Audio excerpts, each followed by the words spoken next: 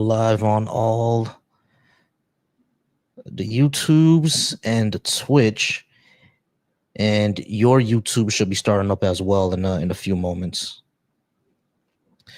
All right, y'all, start tapping that screen. Start tapping that screen. One thing about going live on Studio is that boy does it hate you. Let's start tapping that screen. Make sure everybody could go live. I should get a notification for your live on YouTube going up. You see what K Shlow said? I'm sorry. I was in there in good faith. Listen. if you ever see me on a Christian live, it's in good faith. I promise. I'm not there for no other reason other than to, Talk to get an understanding. Black people. Yeah. Hello. Yeah. And get an understanding. That's all. Yeah, and that's what I'll be going on there too. I'll be going on there just to get an understanding, talk to them. You know what I mean? I'll be there in completely good faith, but they thinking that you a Satan man who who for some reason wants to take their faith away from them or whatever. And them niggas be thinking the enemy. You say too much, they think the enemy talking to them. Like, brother, it's not what you think. It's not what you think, exactly. Like, yo, we is cool. It's not what y'all think, man. Like it happens every single time too, and I'll be so aghast. Yeah, I mean, I'll be like, bruh, like, what do y'all think that we're here to flabbergasted? Do? Yeah, be flabbergasted. I'm like, what do y'all think we're here to do? Like, they think that we're there to take away their faith and turn them to the devil or whatever. It's just so silly. It is silly every single time. I never understand it. But y'all, we is here now. Start tapping that screen, y'all. We're trying to get some folks in.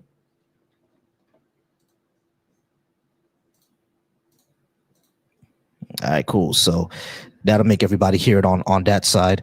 We're just trying to get some folks in, y'all. Go ahead and start tapping that screen. Ooh, that looks bad. Give me 1 second. Sorry about that. There it is. That's better. All right, y'all. So tap that screen, y'all. Tap that screen. Yeah, y'all know how it is with TikTok. You don't tap that screen, people don't start commenting right away. It starts to be a problem. It starts to be a problem once you don't tap that screen. People don't come in right away. TikTok loves for the algorithm to see interaction. So y'all start sharing it. Y'all start commenting. If you watch me over on YouTube, of course, I appreciate you there. Over on the Black Atheist Rants channel, I appreciate you. Thank y'all so much for watching from Black Atheist Rants. Religion is definitely mind control. And we have a guest. We're going to bring that guest up. We're going to talk to them really quickly. What the heck? Why they dropped? All right, we had a guest, but they dropped for some reason. Don't know why.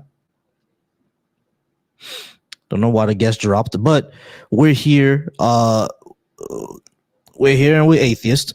Yeah, I am on YouTube. We're all on YouTube. You can go to Black Atheist Rants YouTube, and you can go to Volcy Thoughts YouTube.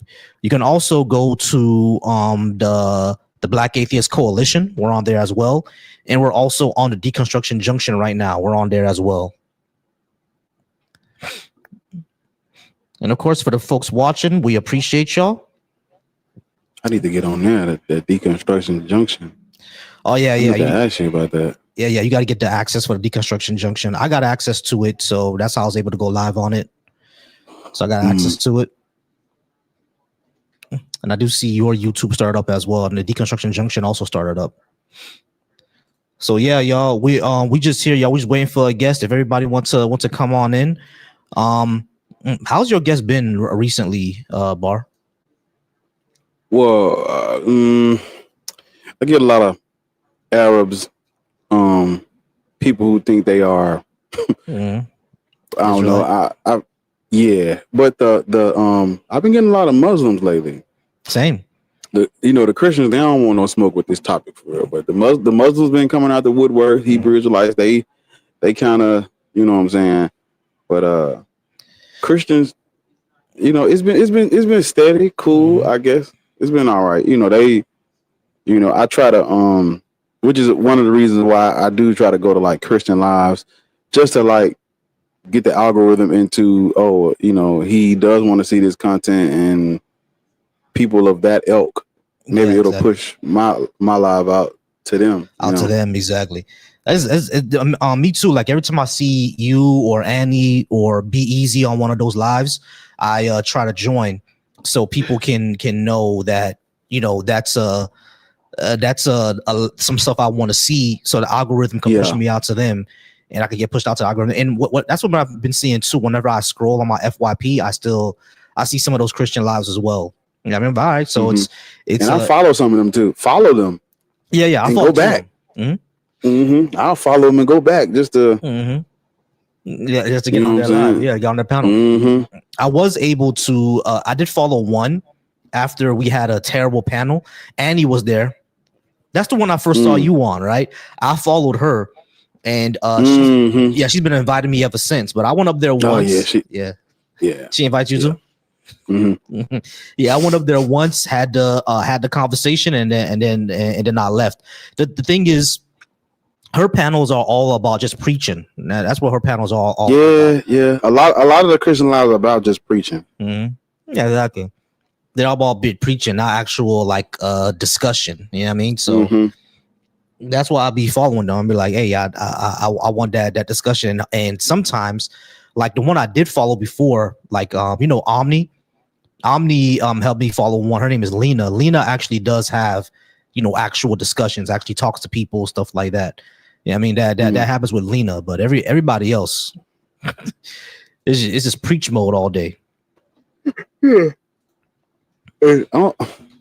I'm okay with them preaching. I just wish the topic would be more to where we can understand that they're trying to preach. Like they'll be like they'll have a topic that's inviting to a conversation, but they don't really want a conversation. They don't really want any pushback. They don't really want you to push, challenge the things that they're saying. They just want you to like come back to Christ and believe what they're saying. Yeah, exactly. But there's no facts. There's no, and that's the thing. Like that's what I learned. They really just want to preach, because the last time I was on the one that you was on, it was the same thing. That when they kicked me off, they're like, "Oh, they're here to be Satanist or whatever." And then the next time I went on there without all of that happening, that's when they were finally like, "Oh, okay, maybe he's there. They're not too bad of a guy." All right, we have a guest over on our StreamYard. How's it going, Kyle? Kyle, can you hear us?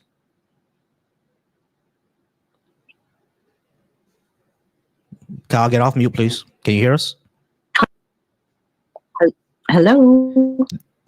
All right, you're in the matrix a bit. Hello. All right, that's better. All right, Kyle, how's it going? That's better.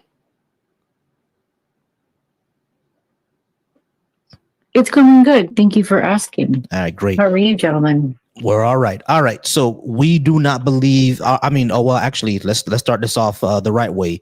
Are you at least 21? Are you Christian, Muslim, Hebrew, Israelite, and are you a black person? I am. What was the first question? Are you at least 21? If I'm Christian? No, I'm definitely not. Oh, yes, I am way past that. I'm 102. All right, great. Damn. Yeah. Are you a Christian, Muslim, or Hebrew Israelite? No, I am not. And no, I am not black, but I was raised by the black community.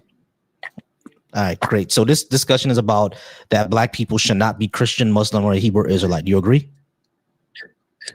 I completely agree. All right, great. Not a problem. Cool.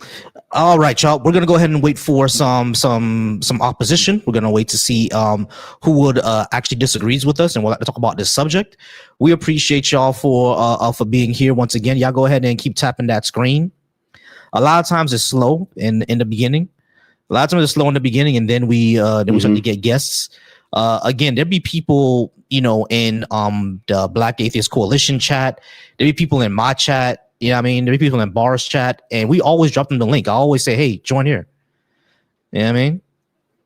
And I try to tell them, like, on Sunday or the day when you and I go live and we set it up, this is the time where people can join from, like, the YouTube and stuff. So I'm like, if y'all like, they be in the chat when I go live during the week, and then on the weekends, you know, they be MIA. So I'm like, this y'all time to come up and, you know. Yeah, exactly. It's your time to shine. Where you at?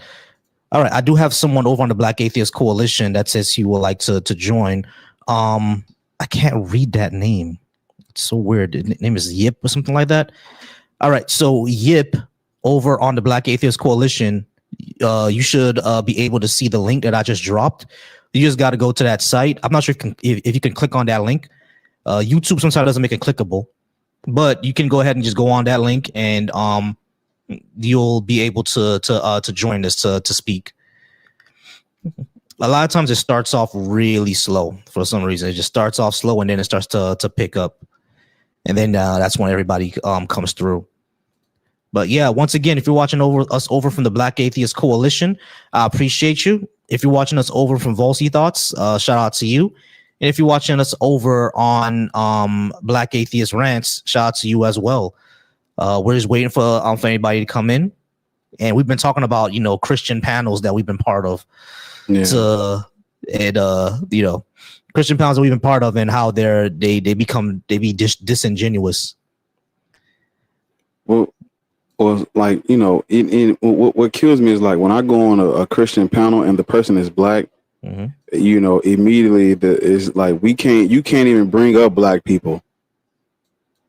Like the lady yesterday, she was like, "Why do we make everything about race?" And I was trying to tell her everything is about race. And it's like people who don't care about, what has actually happened and how they actually got Christianity. When you don't care about that, of course you don't see nothing but Jesus. So it's like, yeah, exactly. Yeah, the no true Christian fallacy. I know exactly who you were on yesterday. The reason why I didn't join is not only because I was blowing up my mind, I was high and shit, but also Coco has a video about her and her partner. I think his name is Amos or whatever his name is. He has a video about her. Yeah, he has a video about her and her partner that comes up. He they don't want to talk. They don't have a conversation. They just want to preach to you. So when I saw that y'all was on that one, I was like, okay, yeah, that might be a waste of my time. Yeah, I mean, I'm not gonna waste my time talking to that person. There was someone over on the Black Atheist Coalition YouTube, and they were asking how do they join. I dropped them the link, and I'm just waiting for them. Yeah, this should not be this hard, y'all. I don't know why people have so much issues with joining with that link. It should not be that hard. All you gotta do is go to your browser and type it in. I took me a little nap, boy. That little nap got bored. But I would say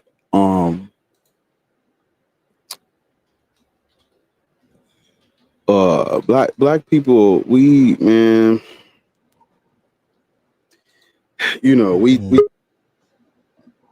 got a long way to go. These black Christians are now they're no joke. They're insufferable, and it's hard to get through to them, really. A lot of them are they're too far gone. Like there is no logicking and reasoning and none of that with them. They're just not gonna work. It's like falling on deaf ears. The lady yesterday told me it's 75% faith, 25% knowledge. And I'm like, do you understand? Mind you, we're having to come, because what I asked her was, I asked her, is it wrong or evil or demonic to, ask questions, to challenge the things that you believe? And she said no. And I'm like, okay, that's what I did. Vaughn, can you hear me? Yeah, I can hear you. How old are you? Yeah, you hear me? 36. Are you a Christian, a Muslim, or Black Hebrew Israelite? I'm a Christian. And what is your race, creed, or color?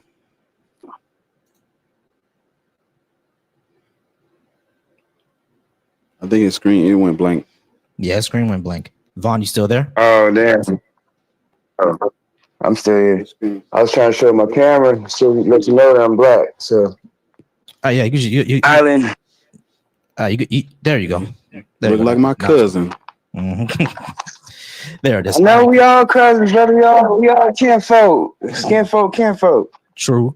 All right, cool. So all right, Vaughn. So we don't believe that black people should be Christian because of the history of enslavement. It's also the religion of our colonizers. And I don't think that people should be following the religion of the people that colonize and enslave them. Black people shouldn't be Christian. We shouldn't be Muslim either. I don't even think that Irish people should be Christian because the Irish were colonized by Christianity as well. I don't believe the Armenians should be Muslim. I don't believe that the Persians over in Iran should be Muslim either. They already had their own thing. So this is what we think. People should not be following the religions of their enslavers and their colonizers. Christianity was the religion of our enslavers and colonizers. We should not be Christian. What do you think of that? Well, my first kind of counter is like the word of God is so powerful in the wrong hands can be misused. Absolutely. So do you feel the same way that nobody should like have guns then if some bad people are going to use them? And then like, how will you protect yourself when the bad people have the guns? You get what I'm saying? Like the guns don't kill the people. Is the people using the guns incorrectly that kills people. You get what I'm saying? Right. Two things I would say to that is that I would argue that Christianity was used correctly, at least according to them. And the reason why I say that is because God has never come down on this planet. Jesus has never come back and said that, no, you're using this religion wrong. That's not what these verses mean, right? They've never done that. And so you can say that they use those verses wrong, but according to them, they use the verses completely correct. There is no symmetry breaker against your interpretation and their interpretation. You can all just say, that's my opinion, man. You see what I mean? So once that happens, then you have a major problem. You see what I'm saying? But the second thing I would say, according to when it comes to that, is that guns objectively exist. We can't show your religion to be real. So at the end of the day, if whether or not that kind of ties into the first one, since we can't even show it to be true, which was also my criticism, we can't show it to be true. And I think we should believe in that as much true things as possible. And not only that, it can clearly, like how you said, be used to cause damage to people, which it was to us. Why should we believe it? Because I'm sorry, I'm just gonna wrap it up here. I'm gonna let my plane here. Since we can't show it to be true, we can talk about the things that we can show to be true. And things that we can show to be true is that the vast majority of us from sub-Saharan Africa got this through enslavement and colonization. So there should be no reason why the word of God needs to be given to us through enslavement and colonization, right? Are you familiar with the slave Bible versus the actual Bible? I was like maybe 23 books versus the whole 66 canon. So keeping this information, these people butcher the Bible. And this is how other people use it as well. Like they don't take certain words and certain things out of context without seeing the whole picture of it and presenting it to these people. Like, so, because if you go in Georgia and then also, and I think there's a lot of different museums will actually show you the slave Bible, the Bible that they use, which was stripped of everything else, like only certain books and certain verses and everything that they allowed to them to read. So, and also, there is an Ethiopian Bible as well that predates the colonizers. It predates all of this stuff, and it also aligns with some of the Dead Sea Scrolls. So we're saying that it was brought to us by our colonizers. Like the Bible and Christianity existed prior to the colonization, right? So yeah. Like they're originally black Jews. Like Jews were black originally, but I don't subscribe to the Black Israelite, philosophy. Jewish people were black. There's so Jewish people. They were melanated, but they weren't black. Here's the thing: they were melanated, but they weren't black people.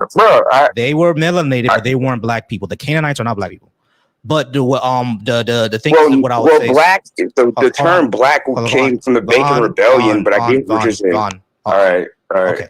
So when it comes to what we're saying, right, you're still running into a problem. I understand that the slave Bible, they butchered it, et cetera. We still can't show this to be true. This is an outside foreign tradition. It had nothing to do with black people. Canaanites ain't niggas, bro. They're not black people. They're dark. They're melanated. We're not denying that, right? But so are Indians. Indians are dark and melanated. You're not gonna call them black people. You see what I'm saying? So it's like them being melanated does not mean that they're black the way that we're describing it in our modern times. They were Canaanites, completely different group of people. But the second thing that I would say, even through everything that you're saying, right, we're still running into the issue of we can't show this to be true. And not only that, you're not Ethiopian. Do you follow Ethiopian Orthodox? No. Right. I've done research on their stuff though. Right. So that means that the Christianity you follow still came from white people. And to a degree, I guess you could say. Also, the slave Bible does not predate colonialism by Christians. Like they didn't use the slave Bible to colonize us. We were already being kidnapped and enslaved on the basis of us not being Christian long before the slave Bible was formulated. And the slave Bible, they didn't like the slave Bible is still like in the original Bible. They didn't like create a separate Bible. They just took a few books out of the Bible, but it's still everything that they used to justify what they were doing is in the Bible that you use. Like the slave Bible comes out, I think, in the 18th or 19th century. Colonialism, the kidnappings and the colonialism starts in the 1440s with Henry the Navigator. And we talked about this when I went live the other day. Pope Nicholas V granted Henry, Prince Henry, he granted him a monopoly on trafficking black people as long as he baptized them. He framed it as the agreement was you can do this, you can monopolize and have you can have the monopoly over this trafficking of black people, but you have to spread Christianity. That was it. That was the agreement from Henry the Navigator and the Pope that came out with the Doom Diversas and the Romanus Pontifex that authorized the transatlantic slave trade. But the church did all of this. This is not something separate and then they just so happen to be Christian. No. Christians started the transatlantic slave trade. The church, the mother church, started the transatlantic slave trade. And so you brought up the Ethiopian Bible. The Ethiopian Bible was translated into gaze by white people, by Europeans. You look up what's called the 9 saints of Ethiopia.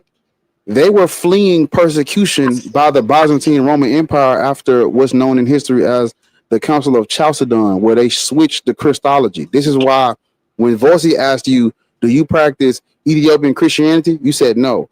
It's because the Ethiopians are what's called Miaphysite Christians, and everybody, the people who force Christianity on us, they believe in Chalcedonian Diaphysitic Christology. And so those 9 saints that fled persecution to Ethiopia in I want to say it was maybe like between the 5th and the 7th century. What's the difference in theology between those two then? Like you said, you said a lot of big words. So the Christology of the Macedonians, or I said Chalcedon. So the Miaphysite Christology, they believe that Jesus's God nature absorbed his human nature, and he's just one God being. But the Chalcedonian Christians, they believe that he has 2 separate. He's fully man and fully God. So this was an ongoing argument inside of Christendom for like 900 years. They argued over this for 900 years. They had 21 ecumenical councils.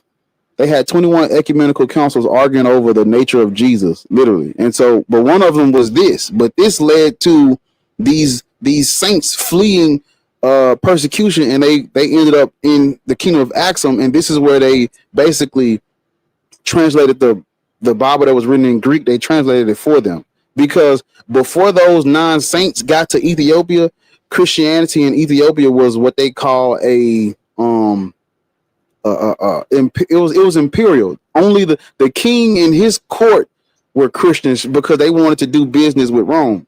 But when those 9 saints came and they actually translated the Bible for the masses, the majority of the kingdom of Axum, this is where you see like the outer skirts, or like the layman start to be Christian in Ethiopia. But even the Ethiopians got it from white people. Everybody got every black person, all of the black people, the Egyptians, the Ethiopians, Central, West, Sub-Saharan, whatever, all of us got Christianity from white people. So my question, so you're saying that if you're saying Christianity is not, or is your overall argument is just saying that Christianity is wrong, or you're trying to say that we should not have any religion at all, is what you're saying? Well, I'm an atheist. So as an atheist, I will tell you everybody's God is made up. I can tell you that. But when it comes to Christianity, I'm saying we should not be Christian. Now, of course, black people can do what they want. I can't, like, you can drink a bottle of bleach. That don't mean you should. So I'm simply saying we should not be Christian because this is the religion of our colonizer. Christianity is miseducation for black people. It was used to justify cultural erasure, demonizing our practices and our belief systems. And white people, white Europeans, white writers and what's another word I want to use? Writers and historians or whatever. Scribes, yes. Yeah, white European scribes, writers, they rewrote history and made up false history of all these different groups of people based on the Bible. During the Renaissance era in Europe, they said that we were descendants of Ham, thus destined for servitude. So right there, we have European Christians claiming that we should be enslaved based on the Bible. The very understanding of us being enslaved because we're black comes from them misinterpreting or reinterpreting or using the Bible to justify it. Because when they said that we're even though the curses are not for Ham, they said that we're descendants of Ham and we should be enslaved because of that. And this is because you can't just go, because if you believe everybody is equal under God, you can't just go over and colonize people. That go against your belief system. So what y'all have to understand, unless you try to make people seem like they're less than human, but then that's the sin of people, not the Bible. You're trying to say. So hold on. I wasn't done that they misinterpret the Bible in order to get their objectives accomplished. I hear what you're saying, but just because is that what the Bible teaches as a whole? Or you're saying that the Bible teaches that people should be slaves? No. The whole Bible. Hold on, wait. I'm gonna let you get yours out. Hold on. Because I was about to explain all of this. So what the Europeans did is they had to come up with this narrative of us being descendants of Ham, and they had to rewrite history and say that we had no civilization, no culture. They had to do that to justify them and the colonialism. But the Bible is an instruction manual for Israelites to enslave people. However, when the white people got their hands on it, they wrote us into the book. You see what I'm saying? Because you're right. The Bible really is it's not telling them to go out and enslave black people. It's telling Israelites to go and enslave those Canaanites and those other people. So what the white people did was they wrote us into the Bible and said that we are descendants of Canaan, that we are descendants of Ham. Yeah. That's what they did. When we say they misinterpreted, when they misinterpreted the Bible, I'm saying yes. They attributed scripture to us that had nothing to do with us, but the scripture itself still advocates for the enslavement of groups of people, just not us. You understand what I'm saying? What was Exodus about? Yeah, what was Exodus about? Exodus was about Israelites and Moses. No, yeah, what was Exodus and Moses about and leading these people out of slavery? You're saying it is a guidebook just to enslave, but there's parts in it that tells you to escape from slavery, that no man should be bondage. In Deuteronomy, it shows that the crime of enslaving somebody is death. Like, it has those in it, but you're just trying to mark out the parts that they use. You know what the problem is? Enslave. What is the problem? That people. The problem is people are imperfect. Hold on. You have two problems. You have two problems. Number one, we can't even show Moses was a real person. That's the first problem. But the second problem that you're having is that with everything that you're saying, all of it exposes how the Bible contradicts itself. Because yes, there is a verse in Deuteronomy where you can interpret it as saying that putting a person to slavery means death. But there's also verses in Deuteronomy where God literally commands the Israelites to go enslave people. So that means that the Bible literally contradicts itself. If you're gonna take a place in the same book where slavery is depicted as bad, but in another part of the book where the people that were enslaved now have slaves themselves, that's a narrative contradiction. Matter of fact, that's a moral contradiction, because on one end they were in slavery and they were free from slavery, so obviously slavery is bad. But then in another part of the book, they have slaves themselves. So it's a narrative and a moral contradiction, which means that that even everything that you're saying, the book contradicts itself, which means that anybody can take anything that they want to fulfill their own agenda, which means that we cannot use this book for morals or to set up a society, because it clearly contradicts itself. So I got a few questions. Are you reading it in context, and are you reading it because the Bible and the books are not linear? You know that? Like, so if you're talking about one point in it, it might not be in the exact timeline and phraseology as what you think you're saying. Okay, how much have you studied the word and to understand what's happening in these lands? Because certain messages were for certain prophets that were certain parts, and for specific people and specific places that it was important for them to get this message out to those people in particular. You can then step out and look, because there's even books of the Bible is just more poetics. Like is not you're taking it too literal. It's like proud. Vaughn, hold on. Okay, I can't even land my plane, but got you. You got no. You can land your plane, because it's all good, because I've already heard all this. Right? We're not talking about Psalms or Songs of Solomon here. We're talking about Exodus and Leviticus. Yeah. Exodus was a story of them leaving leaving Egypt out of slavery, right? That's the story that's in Exodus. But that's the beginning of Exodus. But also towards the end of Exodus, when they're in the promised land or setting up their society, it literally says, gives instructions on what to do with your slaves. So after they were in slavery and now they're in a new land setting up their society, they have slaves. You see what I'm saying? So this is a linear story that's happening here. In Exodus, they escaped from slavery because of Moses or whatever, and then at the end of Exodus, when they have their own society, they have slaves again. So this is not simply just a story that's told out of order. You know what I'm saying, or anything like that. Or the Bible actually does have those problems, but it's not anything like that, right? We're talking about a linear story, and when you say read them in context, we're talking about in Deuteronomy when they're conquering the promised land and everything like that. God literally orders the Israelites to enslave people and commit genocide. These are things that are not poetic or anything like that. This is what God is saying to the Israelites. So, all right. So you're saying there is convoluted and is whatever, there's issues with it. Bet, no problem. So what is okay? So you're so let's say you strip the Bible from me and I don't believe anymore, right? What do you have to fill that hole, that gap? What hole? Exactly. That's what I'm trying to say. Like now, I'm saying there is no hole. What hole are you talking about? So statistically, people who subscribe to religious, especially Christianity, have greater life outcomes just over the board. Like, please pull some numbers up. Please, are you saying that people who are not Christians have better marriages? Like, and we've had people that come up and they've said what you said. And when we went to the study that they brought up, the study itself said they cannot conclude that is true.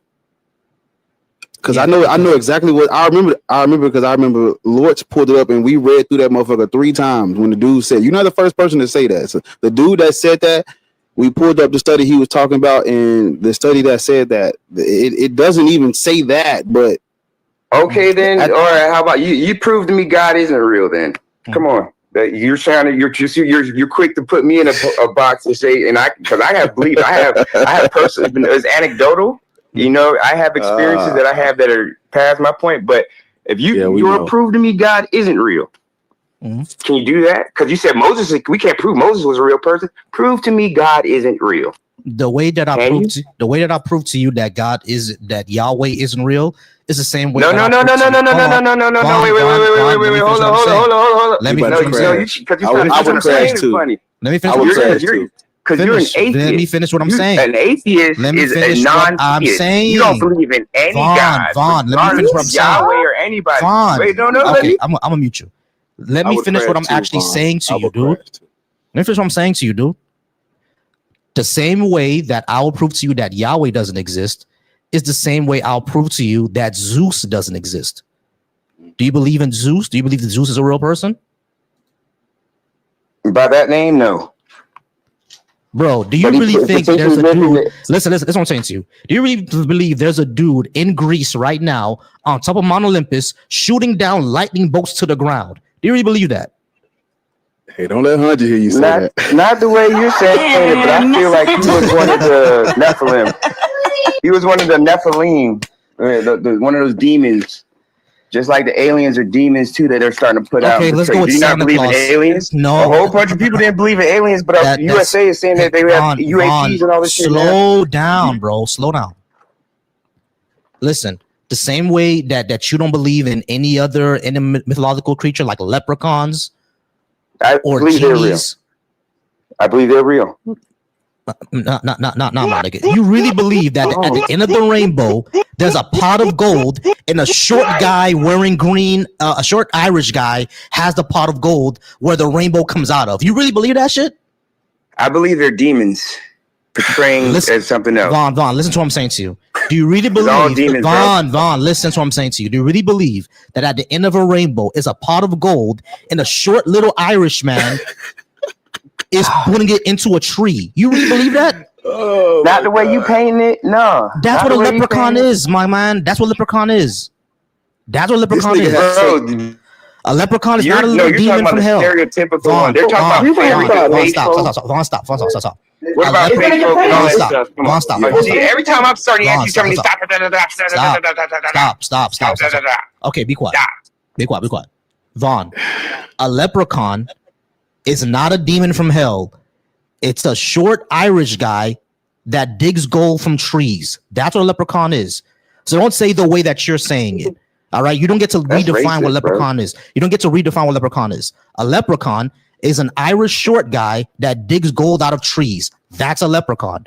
Do you really believe that's true? That's what I'm asking you. I know you believe in demons. I'm asking about leprechauns. Do you believe that's true? A short guy that digs gold out of a tree and rainbow shoots out of it. Do you think that's real or not? Do you want me to answer? Yeah, I'm asking you. Do you think that's real or not? I don't know, because every time I started to answer, you was like, no, because like a machine gun over there. You go over something. You go to something else, and another thing. Vaughn, another thing. No, you weren't answering. You were insulting me. We're not gonna do the snarky shit. Yes, you are. Yes, you were. You said every time you try to answer, you do the machine gun thing. That's snarky, bro. Don't do that shit. Let's actually have a conversation. Let's talk.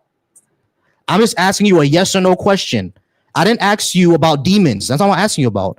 I'm asking you about. You're so emotional, bro. Listen, Vaughn, this is what I'm talking about. This is what I'm talking about.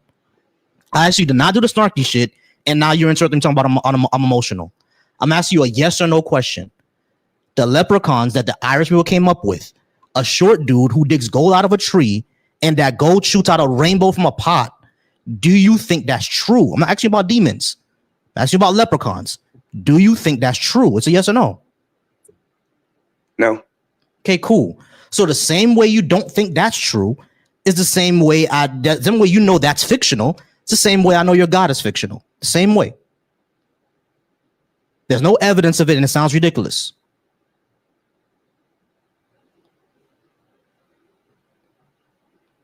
We have to go through 15 minutes to do that, bro. We have to go through 15 minutes. I was just asking you to follow my dialogue tree.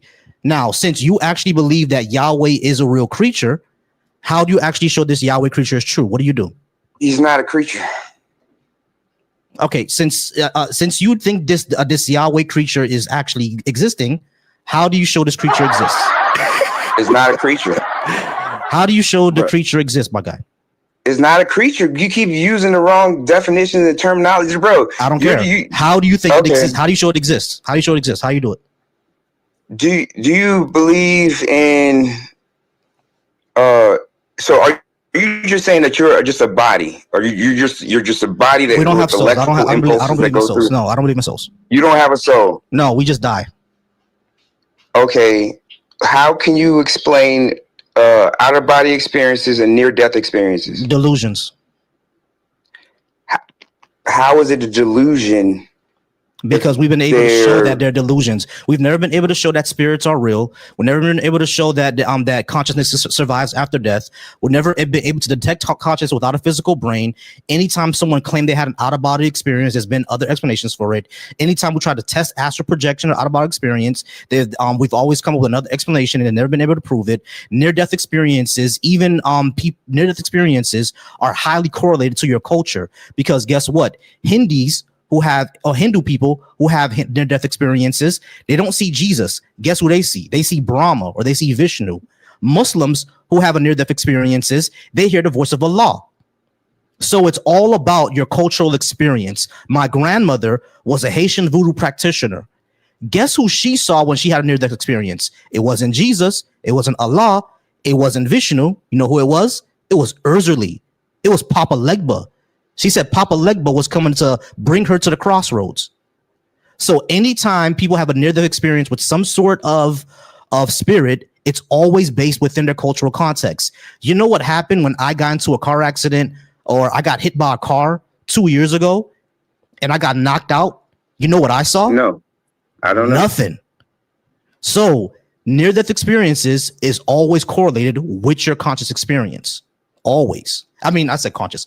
Near-death experience is always correlated with your cultural context. Just about always. Well, so when you don't have an inner dialogue? You can have an inner dialogue, but that inner dialogue doesn't show that a God exists. And I think half of people don't have an inner dialogue at all. You guess that half people don't, or you do? Like, that's very like. No, I said about half of humanity, about half of everyone doesn't have an inner dialogue at all. I have an inner dialogue. My inner dialogue is my voice, so I have an inner dialogue. But my bad. I said half. I said half. I just correct myself. About 10%. About 10% of people don't have an inner dialogue at all. Okay, but when you have that internal dialogue, who are you talking to? Myself. You're right. It's 50 to 70% of people do not have an internal monologue. Oh, okay. I was right. So about Oh, y'all got a whole team. Y'all got a whole team behind your squad. Okay. Yeah. That's what's happening. Yeah, the majority of people have. Really trying to take people off of their face. Yeah. You're on TikTok, so there's a panel. The white people did it.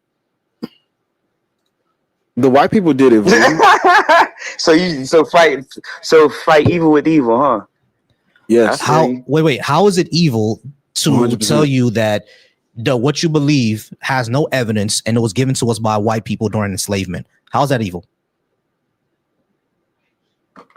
Because you're the way you're framing it, there's truth to it, but you're not giving it just the full context. Like, again, just because they're misrepresenting Christianity doesn't mean that is what Christianity is. You get what I'm saying? Just because, like, if Christianity is Diddy said, I'm a part. Wait, if P Diddy said I'm a part of the Black Atheist Rants group and then everybody gonna be like, oh my gosh, is that what Black Atheist Rants are? Are they a bunch of P. Diddy's? No, but he just because he reps that, and then that's what he runs with, and then because of the bad context to him, you're trying to make that seem like that's everybody that's under. There's nothing in the Black Atheist Rants handbook that tells anyone to act like P. Diddy. There's multiple verses in the Bible that can be interpreted as instructions to conquer, subdue, and enslave. Mm-hmm. When the white people came up with their legal documents to justify the transatlantic slave trade, they use the Bible. Use verses in the Bible, interpretations of the Bible. You can't, if a verse says, hey, look, don't enslave people under no circumstance, regardless of their race, creed, or color. If the Bible said that, you can't misinterpret that. But if the Bible says, from these people you may acquire slaves to be property for life passed down, destined for servitude. If the Bible said that, you can apply that to anybody you deem it to be applicable to. If the Bible says slaves obey your earthly masters, applicable. If the Bible says slaves obey your earthly masters, even the ones who are cruel, even the ones who are vicious and mean towards you, if the Bible said that, you can interpret that. You can interpretate that and apply it to anyone, right? Yeah. So let's not act like So let's not act like the Bible does not endorse and condone slavery. First, we got to understand, before we even have this conversation, the Bible condones slavery. Y'all are thinking that people are just waking up and saying, let me enslave in the name of a God that had nothing to do with slavery. That's not how this works, sir. Even if you and I don't practice Christianity, that was them talking about that. That was who talking to who? Here's the thing, Vaughn. That's really bad. Like I don't know, my service. Yeah. All right. I think my service is going. Like he's breaking up for some reason. All right, pray for his wife. Ask Yahweh to help. That's Yahweh. You worship God. He can't get you no internet, no Wi-Fi, no Wi-Fi. Pray for his Wi-Fi. Yeah, I'm sorry, my 3-story house doesn't have Wi-Fi. All good. All right. Yeah. So tell your Lord and Savior Yahweh to help with that connection. Oh, bad. Tell him put the hand of God about atheism. Y'all don't like. You're not believing in that. You can't make no jokes about atheism. Fuck atheism. I don't give a fuck about being an atheist. The stutter I was talking about with King Kelly, but y'all gonna talk about it.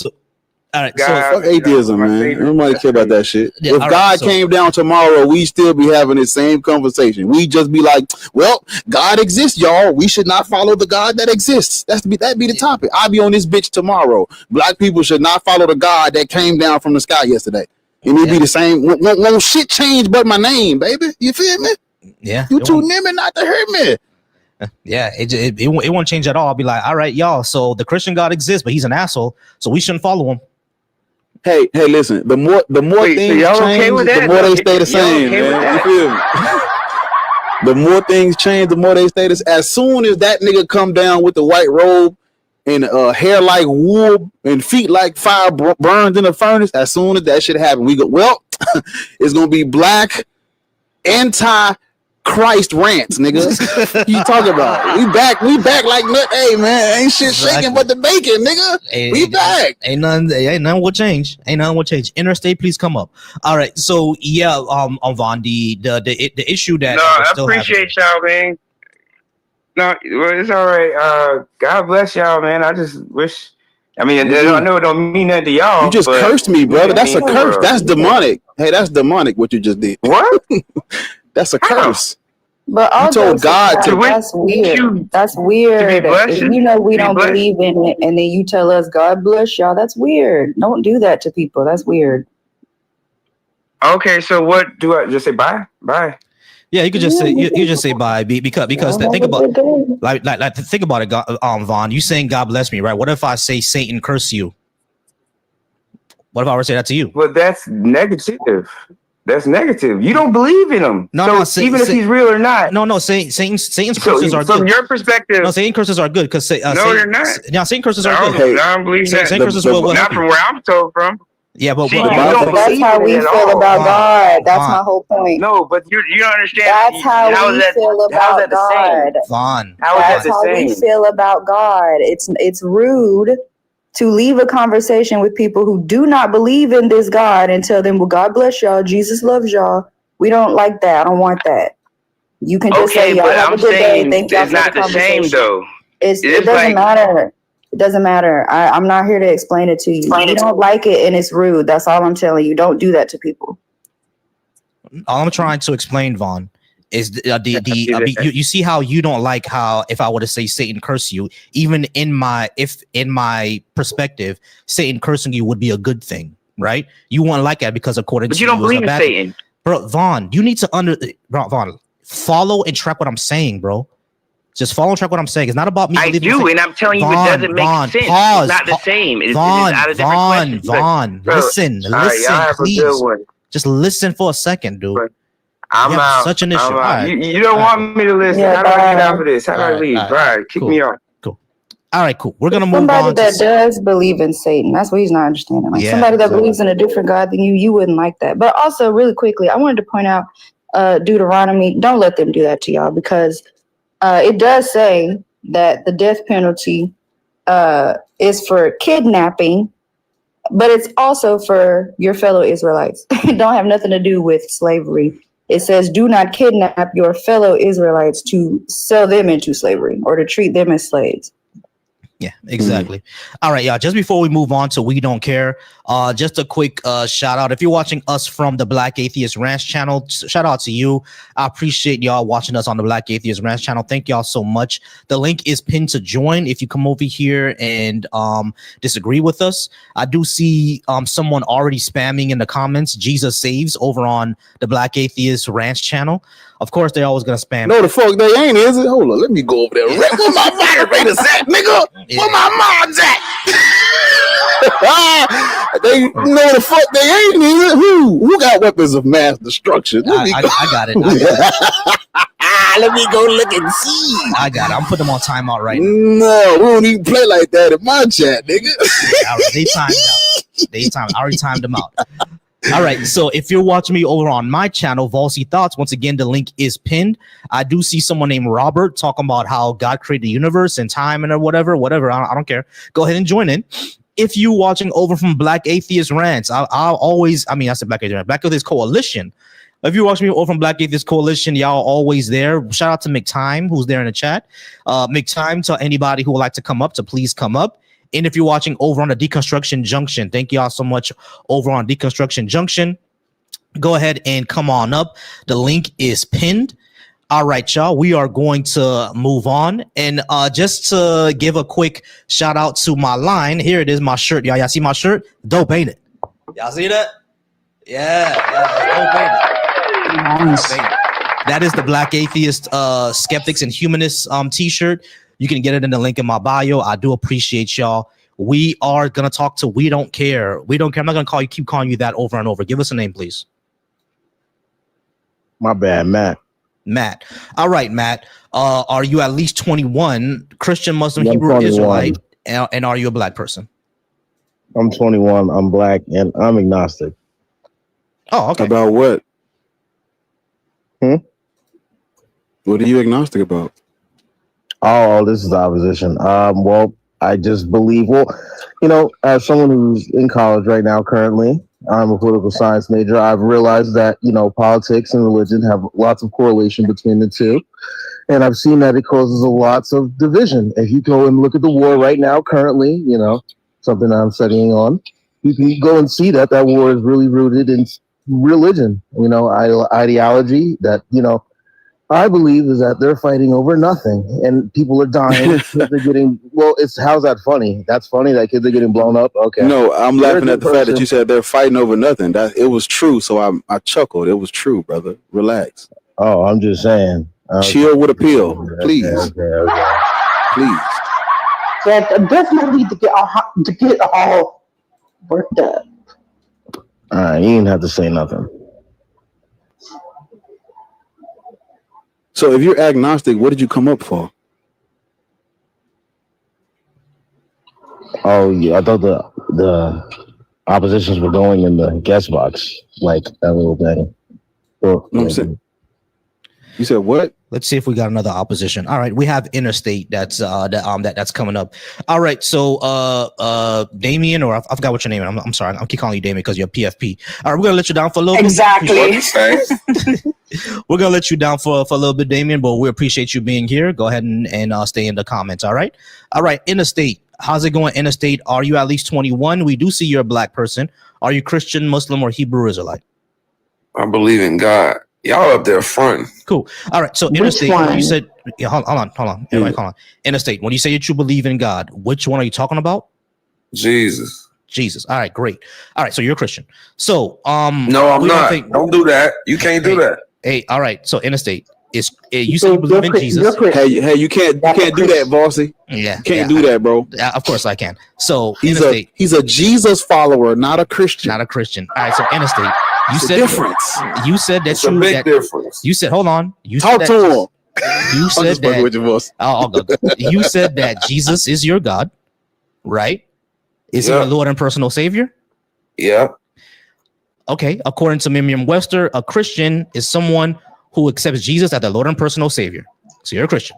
You're Anyway, let's go Christian. ahead and move on. Anyway, let's go ahead and move on. You're definitely You're not going to get around You've that. been You're a punked. Christian. You've been I know punked, it's bro. not Well, who called popular, Jesus a but you're Christian? Who called Jesus a Christian? Listen. That's all. So listen. Who called Jesus a Christian? Don't Y'all- crash out. hold on, Relax. hold on. Pause. Let's go one at a time. Interstate, listen. The religion that has Jesus as the Lord and personal Savior is labeled as Christianity. No one labeled Jesus a Christian. I don't know where you're going with that for.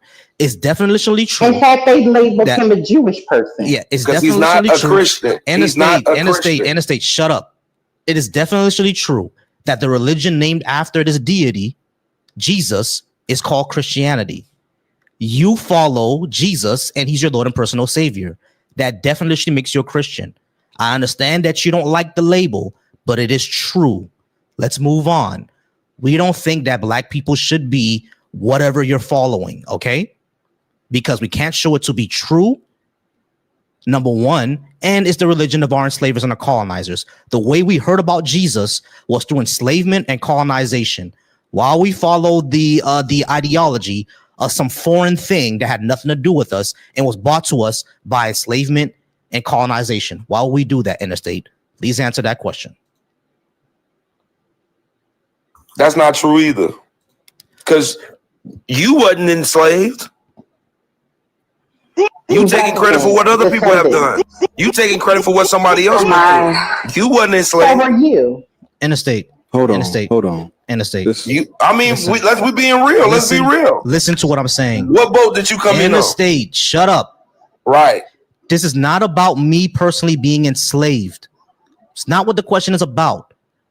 My point was about how did black people, sub-Saharan African people, how did majority of us, the vast majority, get Christianity? It was through enslavement and colonization. Right or wrong?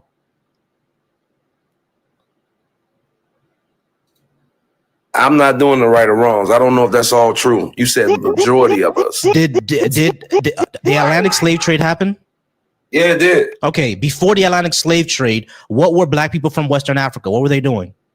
I don't know. Well, what were they doing in America? They were doing voodoo. They were doing obeah. They were doing something else. They were not doing Christianity. So is voodoo to be trusted?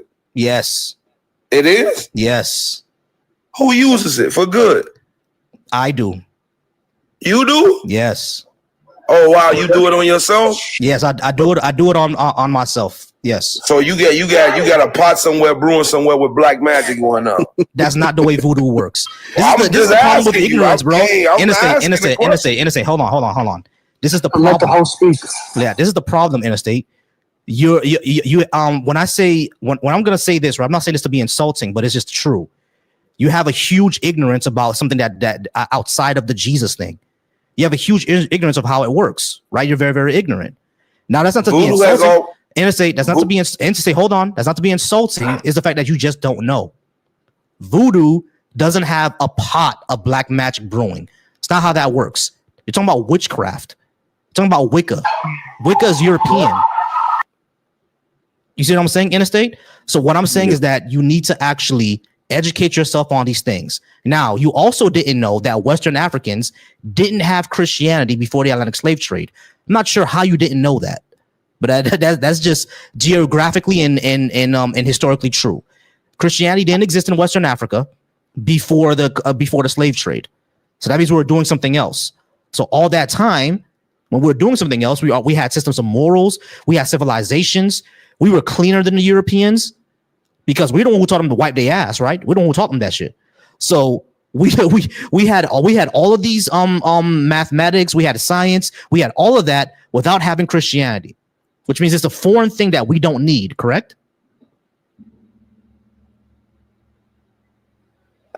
Now, Man, you worse than my mother. You telling me to shut up and not talk at the same time. What you doing, man?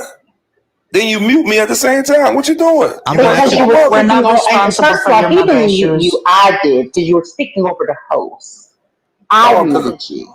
Okay. So interstate, Well, you a woman. interstate. I'm going to ask you the question again, and instead of just complaining, I'm going to need you to answer the question.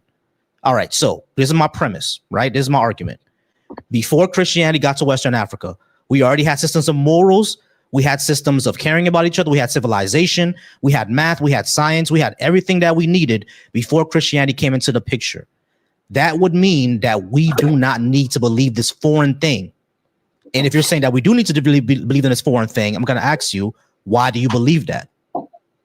Well, for one, if I'm not mistaken, even though you're talking about the Atlantic slave trade, you don't think anything had to do with our black people selling us off as well?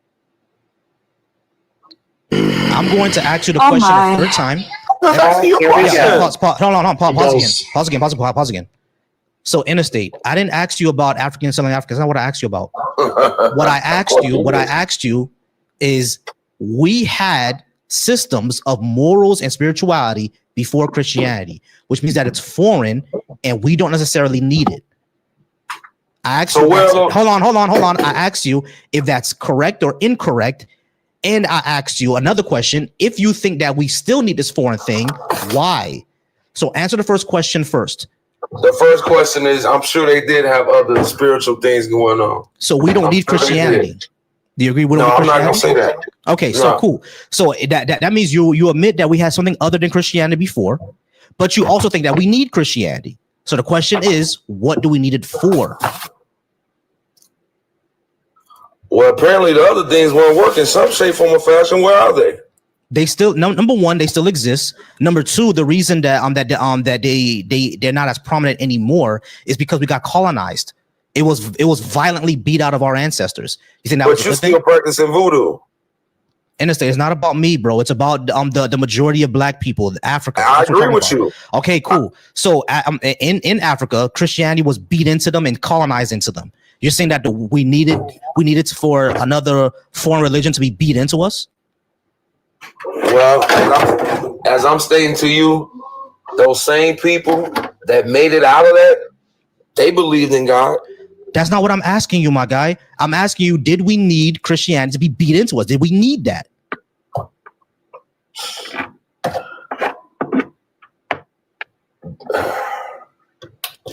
I'm really not so hard about this. What is so hard about what did we do? Wait a minute. What is so? Do you understand what you're being asked? He asked me, was it okay to be beaten into Christianity? Yeah. What's taking so long for you to answer that? That's not because I can come with my own answer. Is that okay? Why is the answer so hard for you? Why is it so hard for you? Hold on. Interstate, let me just pause me real quick. Watch what I'm gonna do. Because I don't think all of them. Interstate. Pause me real quick. Let me just watch what I'm gonna do. Hey, Kay, hold on. Mute for me real quick. I'm just gonna show you something, right? I'm just gonna show you something. Just give me a second. Hey, Bar, yes or no? Was it okay for black people to get beaten into Christianity? No. Hey, Kay, yes or no? Was it okay for black people to be beaten into Christianity? Absolutely not. Hey, Hanji, yes or no? Was it okay for black people to be beaten into Christianity? Absolutely not. Hey, Ariel, was it okay for black people to be beaten into Christianity? Nope. Interstate, was it necessary or good for black people to be beaten into Christianity?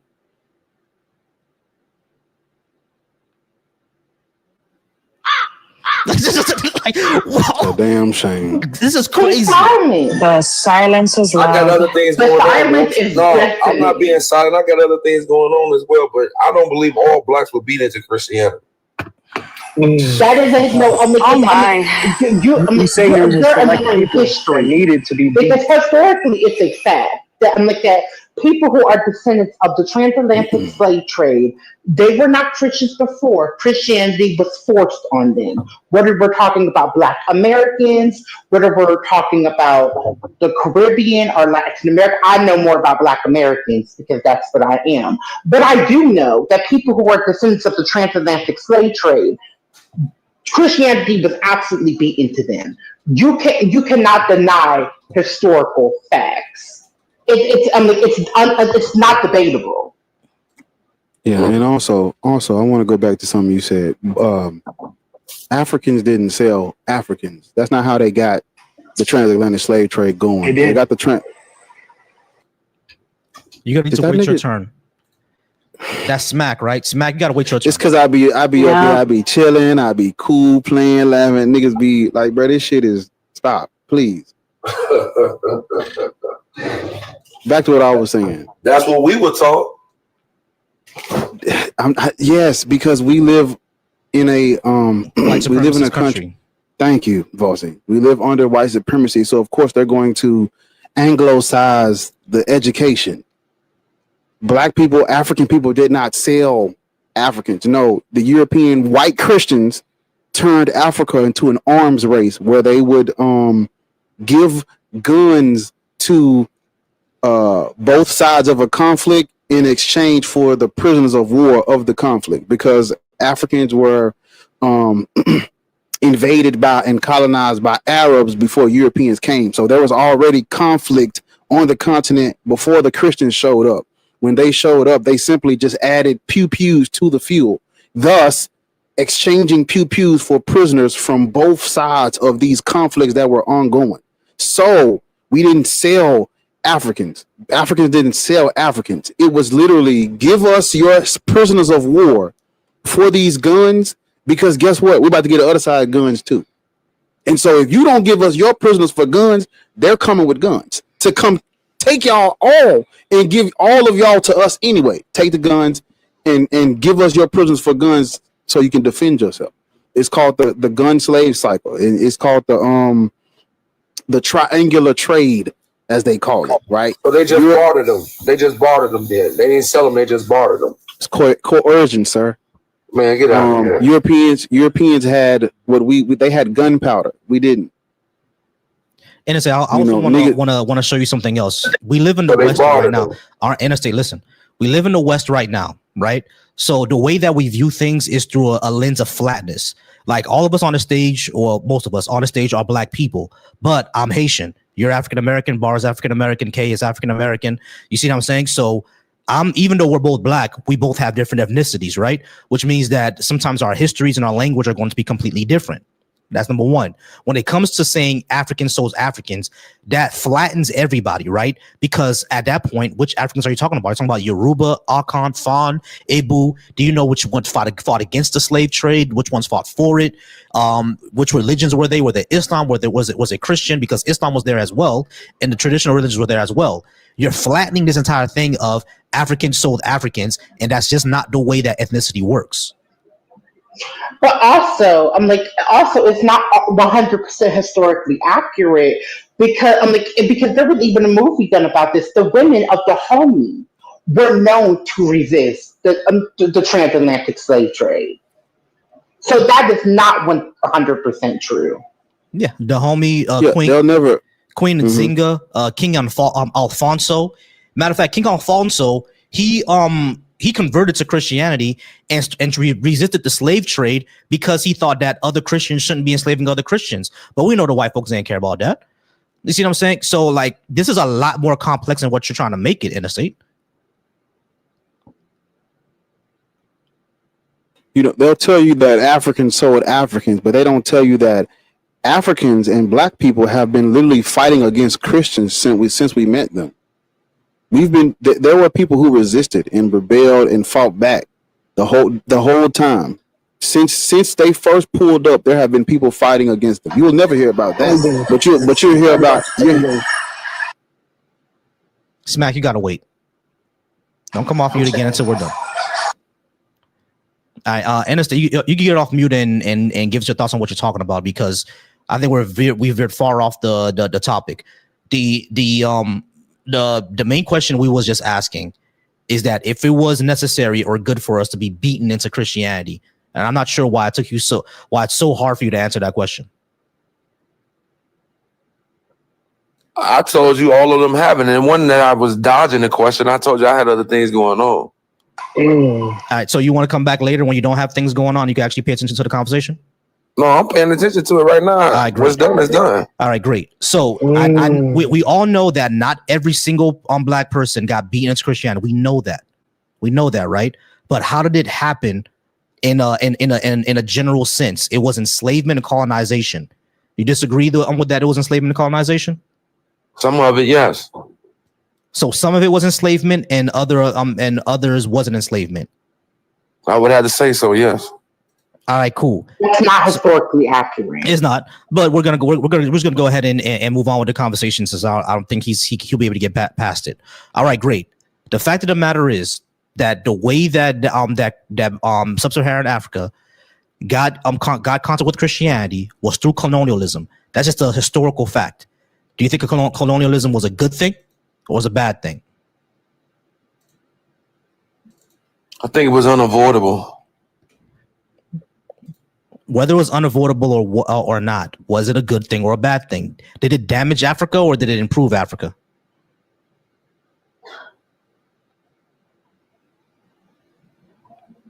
Holy fuck. This is hard The to answer is quite simple. If you come off mute one more, listen, hey, you stop fucking talking. It's not even your turn.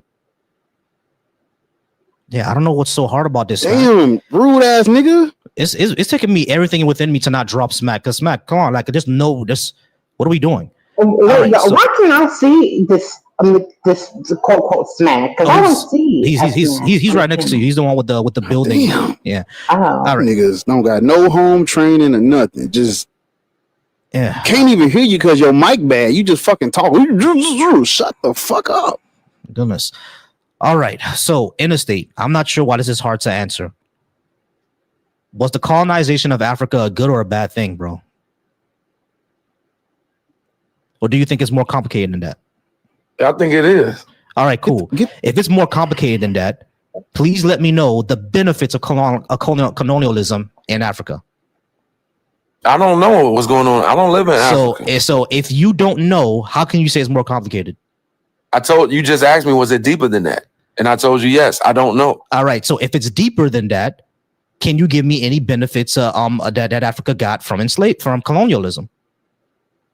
Well, you talking about in today's time or back then? Man, look. I'm asking you a question. I don't know why what's this wrong is with so that. hard, bro. Man, you can choose any. No, it's not, because you got Africans coming. Choose any of them. You got Africans coming over here to America. Choose any of them. Okay, so you have people being able to come over here to America, to the Americas right now, right? Why is that? How is that? Because their nations are fucked up. Do you know why their nations are fucked up? But how are they able to come to America? Who made that possible for them to be able to come over here? African Americans. What I'm asking you, hold on, interstate, listen, this has nothing to do with colonialism. What? I asked you, was colonialism a good or bad thing? I didn't ask you about them immigrating to America. That's about colonialism. But what's hard about this, bro? What is hard about this? This is not. He didn't ask you about immigration. He asked you specifically about the context of colonialism on the African continent. Can you answer it directly or no? Was colonialism a good or bad thing? Now, according to you, it's more complex than that. I said, cool. What is a benefit that colonialism did to the African continent? And you're talking about Africans were able to migrate to America. It's not colonialism. That's immigration. What is the benefit of colonialism? Okay, so wait, let me finish. Wait. It wasn't for colonialism. Here you go. The good infrastructure and institutions, defenders of colonization, and some scholars point to the introduction of Western legal, administrative, and educational systems, which you guys benefit from as well, because you think you're so freaking smart, but you benefit from the nonsense that you go in there and study anyway. You ever heard of a miseducation of the Negro? Wait, I'm not talking to this woman. Stop letting this woman interrupt. Hey, hold on, Kay, hold on. Because I don't, just let him get it out. He definitely pulled up ChatGPT, but fucking yikes. All right, so you said You said infrastructure and Western legal and administrative systems. That nigga said colonialism is one of the benefits of colonialism. The infrastructure they built and the education that they passed out was for the advancement of a Eurocentric ideology and worldview, i.e. colonialism. This nigga don't know what the fuck he talking about. Yeah. But also, here is the thing: it's also extremely white supremacist to suggest that continental Africans had the Europeans introduced education to Black people in the African continent. When Africa had several educational infrastructures prior to not only colonialism but the transatlantic slave trade. We could look at Egypt. We could look at several countries in West Africa that had that were highly advanced and highly educated before colonialism. Could you It's just imagine? wrong. Yeah, and not only that, we already had complex legal systems. The only thing colonialism did was introduce the Western version of those legal systems. Like in the state, you really gotta educate yourself on this, man. You're literally saying that colonialism was the benefit of colonialism. The reason those Western style education and legal systems and administration systems existed was to the benefit of the Europeans, not to the people there. What are we saying here, bro?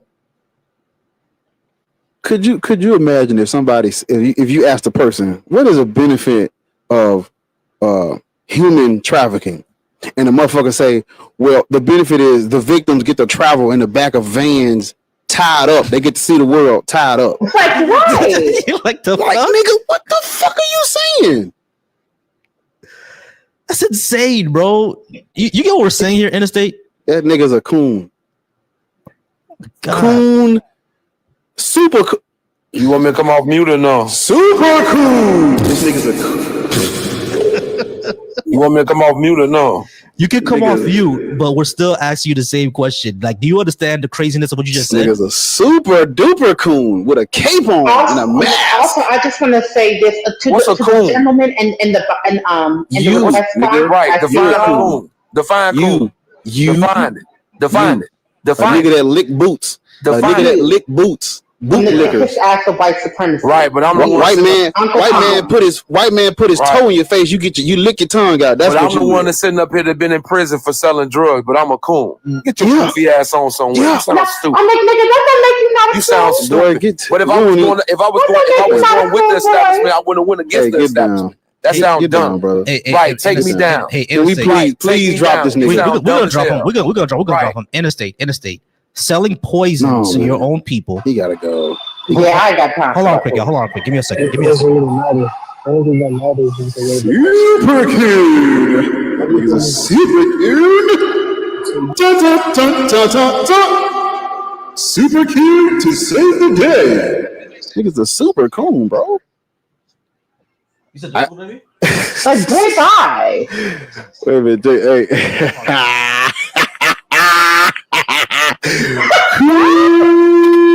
Right in the area, girl. It's a right on time. Super cute. Right on time, girl. Right super cute to save the day. Da da da da da da. Da da da da da da da da da.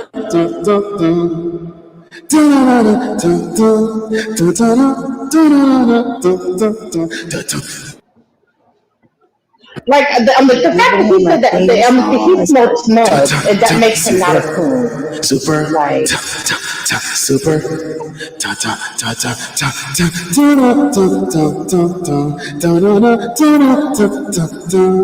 the super cool.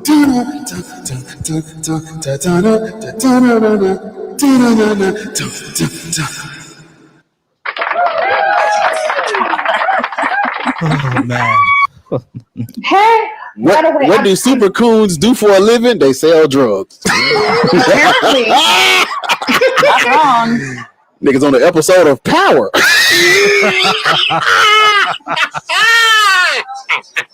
That nigga's a gangster. I'm a dope dealer.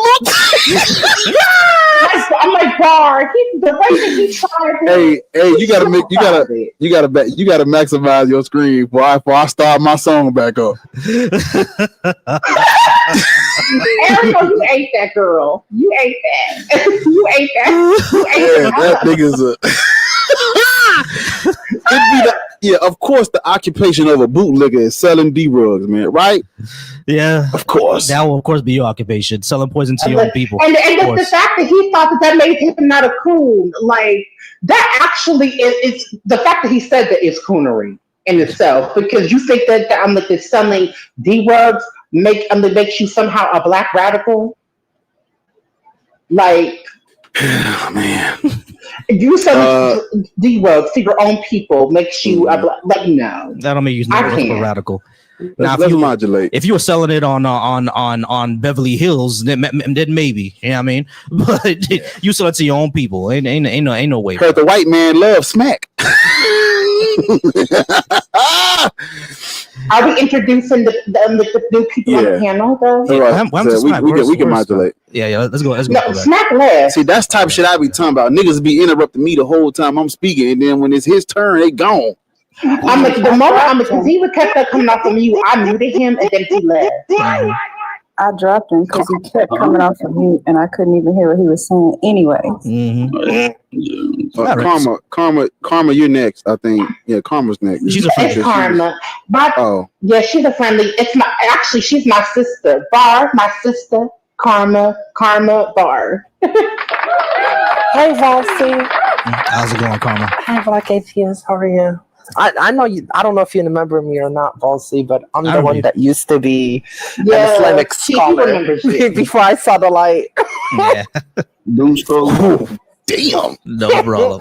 All right, but so when the Muslims come up, we just direct it right to Karma. She go eat them. I promise you.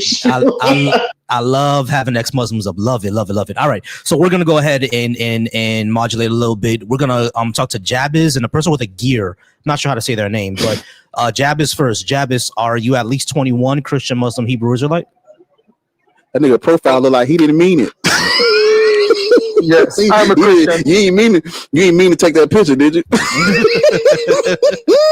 Hold on, let me retake. God, you are so shady. Look at that man. Look at that man picture. He did not mean to take that picture, y'all. Look at that nigga picture. God, you are so shady. That nigga said, "Do I look this way?" Shade. I just got up here, bro. How you are? I'm sorry.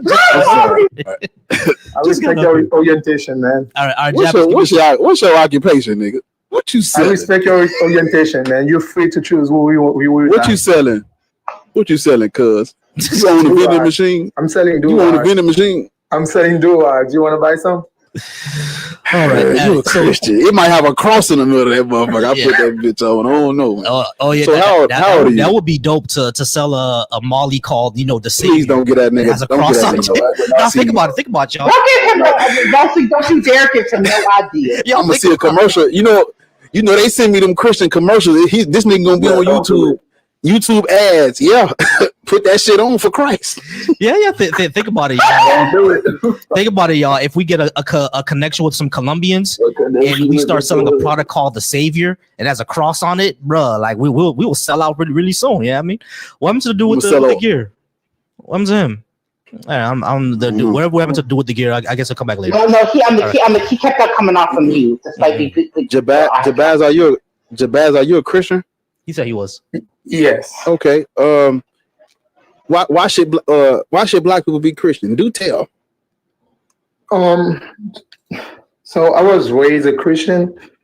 So to me, right now, I don't see any problem for you to be any religion that you want to be. You can be a Christian, Islam, like Muslim, Hebrew. So you can be anything you want, because I don't think the religion that you choose is gonna be a problem for you to be either successful or to be like what you want to be in life.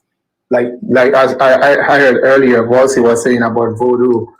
I don't think like that's gonna prevent you from being what you want to be. So saying that being a Christian kind of like gonna be a problem for Black people nowadays. I don't think so. I don't see how that can be a problem. Do you know what the Klan is? When you say the Klan, you're talking about United States, like yeah. Okay. Do you hold up? Do you know what they did? Yeah. Like, are you familiar with their past? Yes. You familiar with their past? Yes. Do you fuck with it? You cool with that? Oh, I'm a Black person. No. Stay with me. Hey. That's gonna come. I know what you're going with, Volcy. Hey, listen. You said it. Remember that was your answer to that question. I'm glad you said. You remember that now, because that was your answer to that question. So you familiar with their past, and I asked you, do you fuck with it? You said no. I'm a Black person. Okay. What if the Klan came to wherever you from, right? And they came and built a resource center for Black children in your neighborhood but it's ran by the head of the Klan right now. Like, you find out who the head of the Klan is, and he's the guy running the resource center. Are you taking your children there? No, I'm not gonna be able to even take them there because they're gonna kill them. Why would I take them there? I'm saying, let's say they reform, right? They reform and change their ways. They don't hate Black people anymore, and they're building resource centers in Black neighborhoods for Black children, for backpacks, school supplies, school clothes, little shoes, little all that.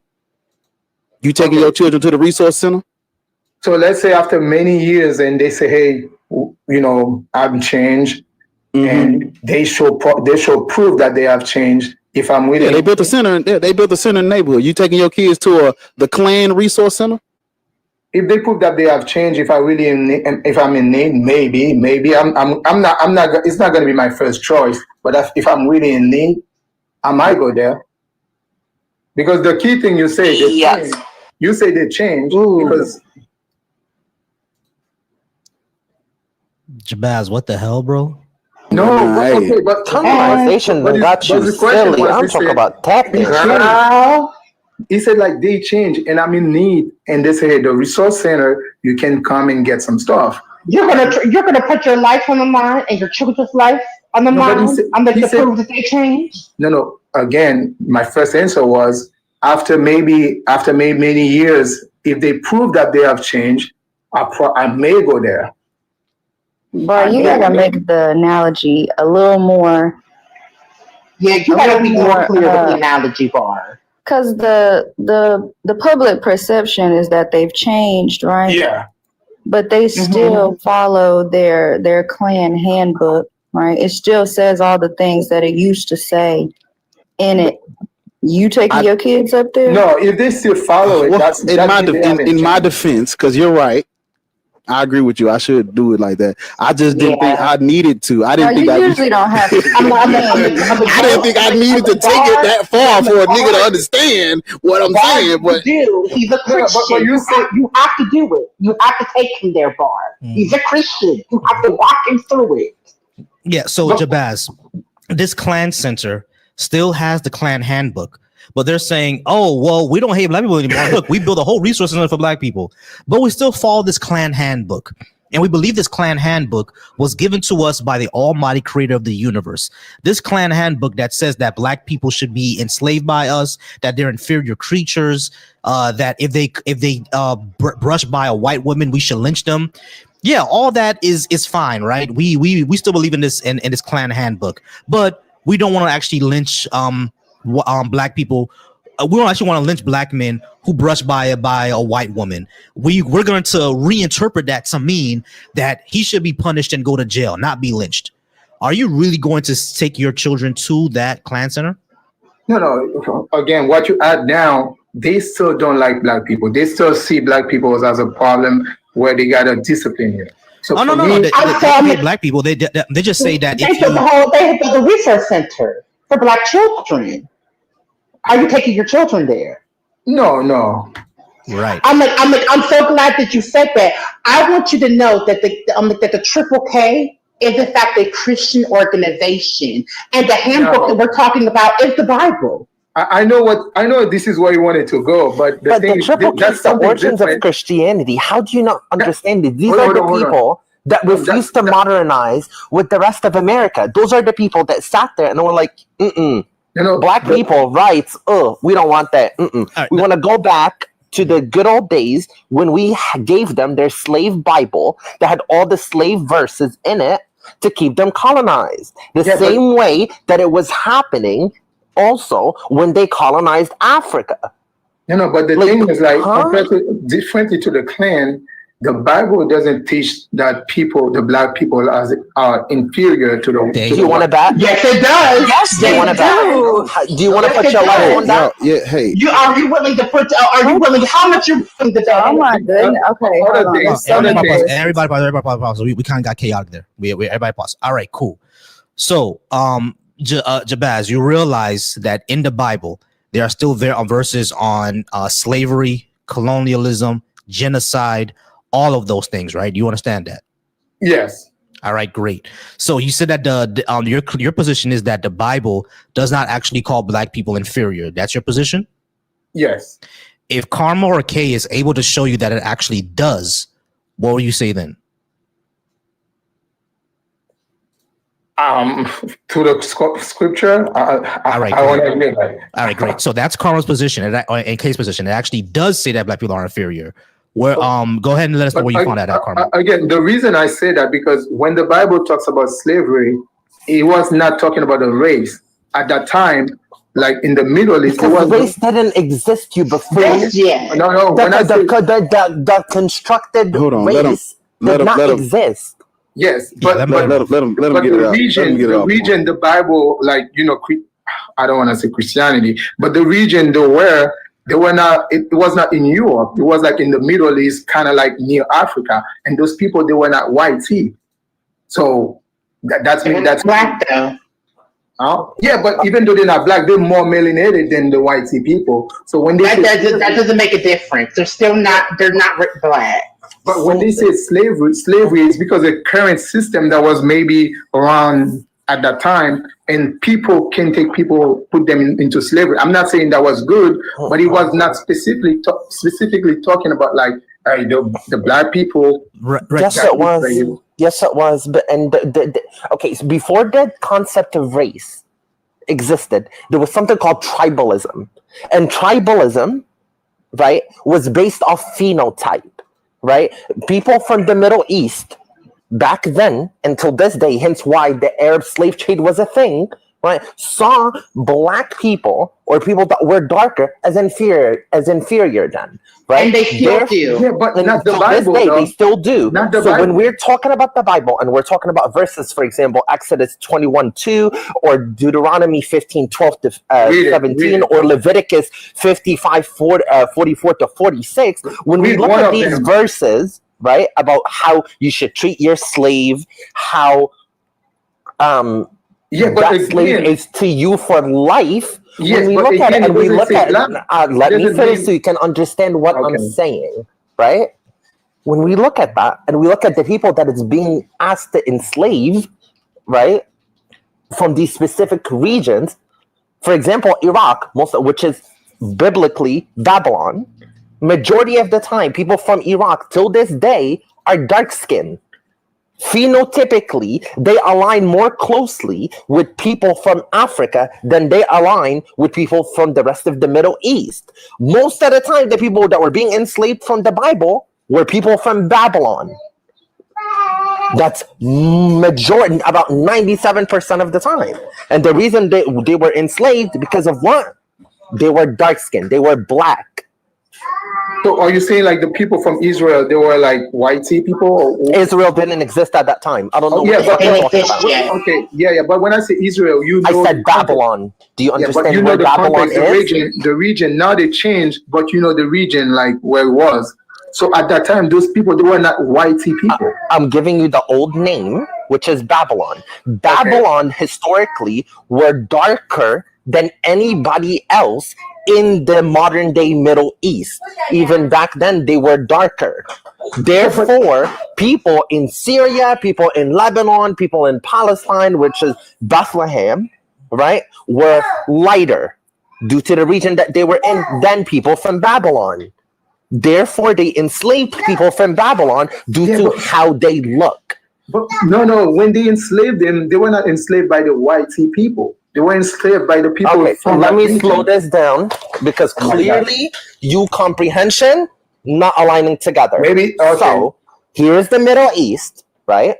And then Maybe you you're have not understanding Babylon. what I'm saying. Here's Babylon in the corner. Then you have the rest of the Middle East. The Babylon is very close to Africa, right? Which is modern day Iraq.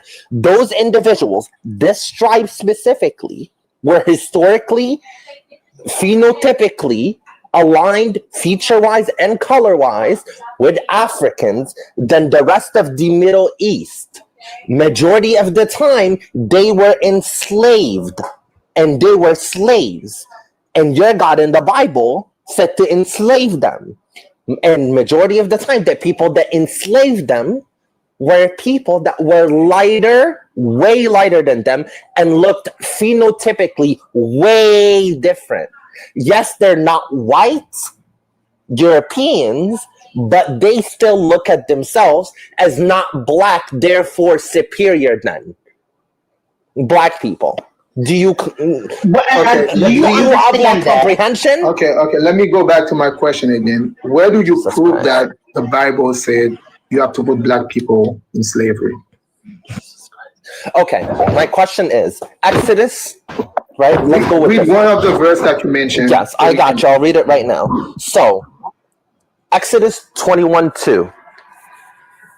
When it comes to the Hebrews specifically, the one that said that you must enslave the Hebrews, who was God talking about in this region, and where did these specific Hebrews come from? In the Middle East. Where in the Middle East? Break it down for me. No, ABC that. Middle East, like, there's many countries in the Middle East. But okay. Also, Middle East did not exist back then. It was not called the Middle East. So tell me a specific country where the Hebrews in the Bible were being said came from. I don't know. And I gave you that answer earlier, but yeah, I said I don't know. Okay, just you don't know Babylon, right? Because that's where they were kicked out of. Remember that part of the Bible, or you skipped over that? Mm-hmm. Okay. What did I say earlier? The Hebrews in that region phenotypically aligned more with? So you mean the Hebrews? You mean the Hebrews? Did they not look like closer? The other people in that region? Did they look closer to Middle Easterns, or did they look closer to Africans? Sub-Saharan Africans. Who did they look closer to? Okay. And I'm not saying identical. I'm saying closer. So where did they come from? We're not talking about identical. I'm like JB's. Answer the question directly. Who did they phenotypically look closer to?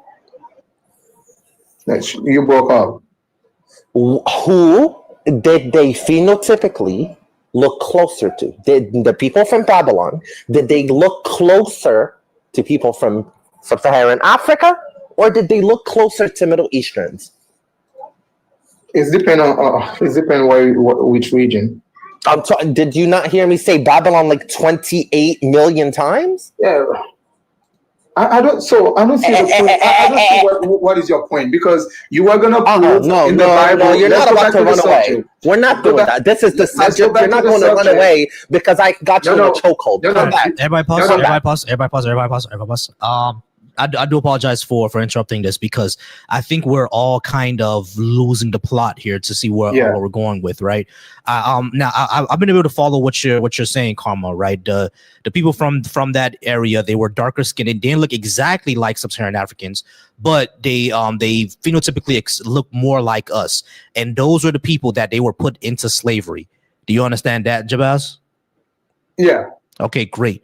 So yeah, in the Bible, it doesn't say go to this other continent and put them under slavery. But the fact of the matter is that those ancient people were putting darker people into slavery. And when the Europeans adopted Christianity and came over to Africa, they were taking that same mindset and putting us into slavery. Do you understand do you understand that? Okay, let me add something really quick. It's like, I don't want to like sound a little bit like weird, but most of the people they went through slavery. Even the white sea, like everywhere in the world, people went through slavery. Yes, I know everyone in the world has slavery. So, we're talking about it's not like Jabaz. That's not what we're talking about. We know everywhere in the world had slavery. We're talking about how black people got Christianity. We got Christianized through colonialism and slavery. That's how it happened. Yeah, I agree with that. Okay. Yes. So because of that, we don't think that we should be the religion of our enslavers and colonizers. We were doing something else in Africa before we got Christianity, right? And we had civilizations, we had advancements, we had math, physics, science, all that good stuff. We had all that without Christianity. So why do we need it? Yeah, so I'm not saying that is something that we really need, but at the same time, I don't think it's something that prevent black people from being what they want to be. I think it does. The reason why I think it does, Jabaz, is because you have to look at the psychological effects of it. Think about growing up as a child in Africa, or even here in America, or someone in the comments says that she was Haitian. I'm not sure if okay, cool. I'm Haitian too. Cool. I'm Haitian too. Think about what our people say about voodoo. Don't our people say how voodoo is disgusting and evil and all this other good stuff? Yeah. All right. Why do they say that?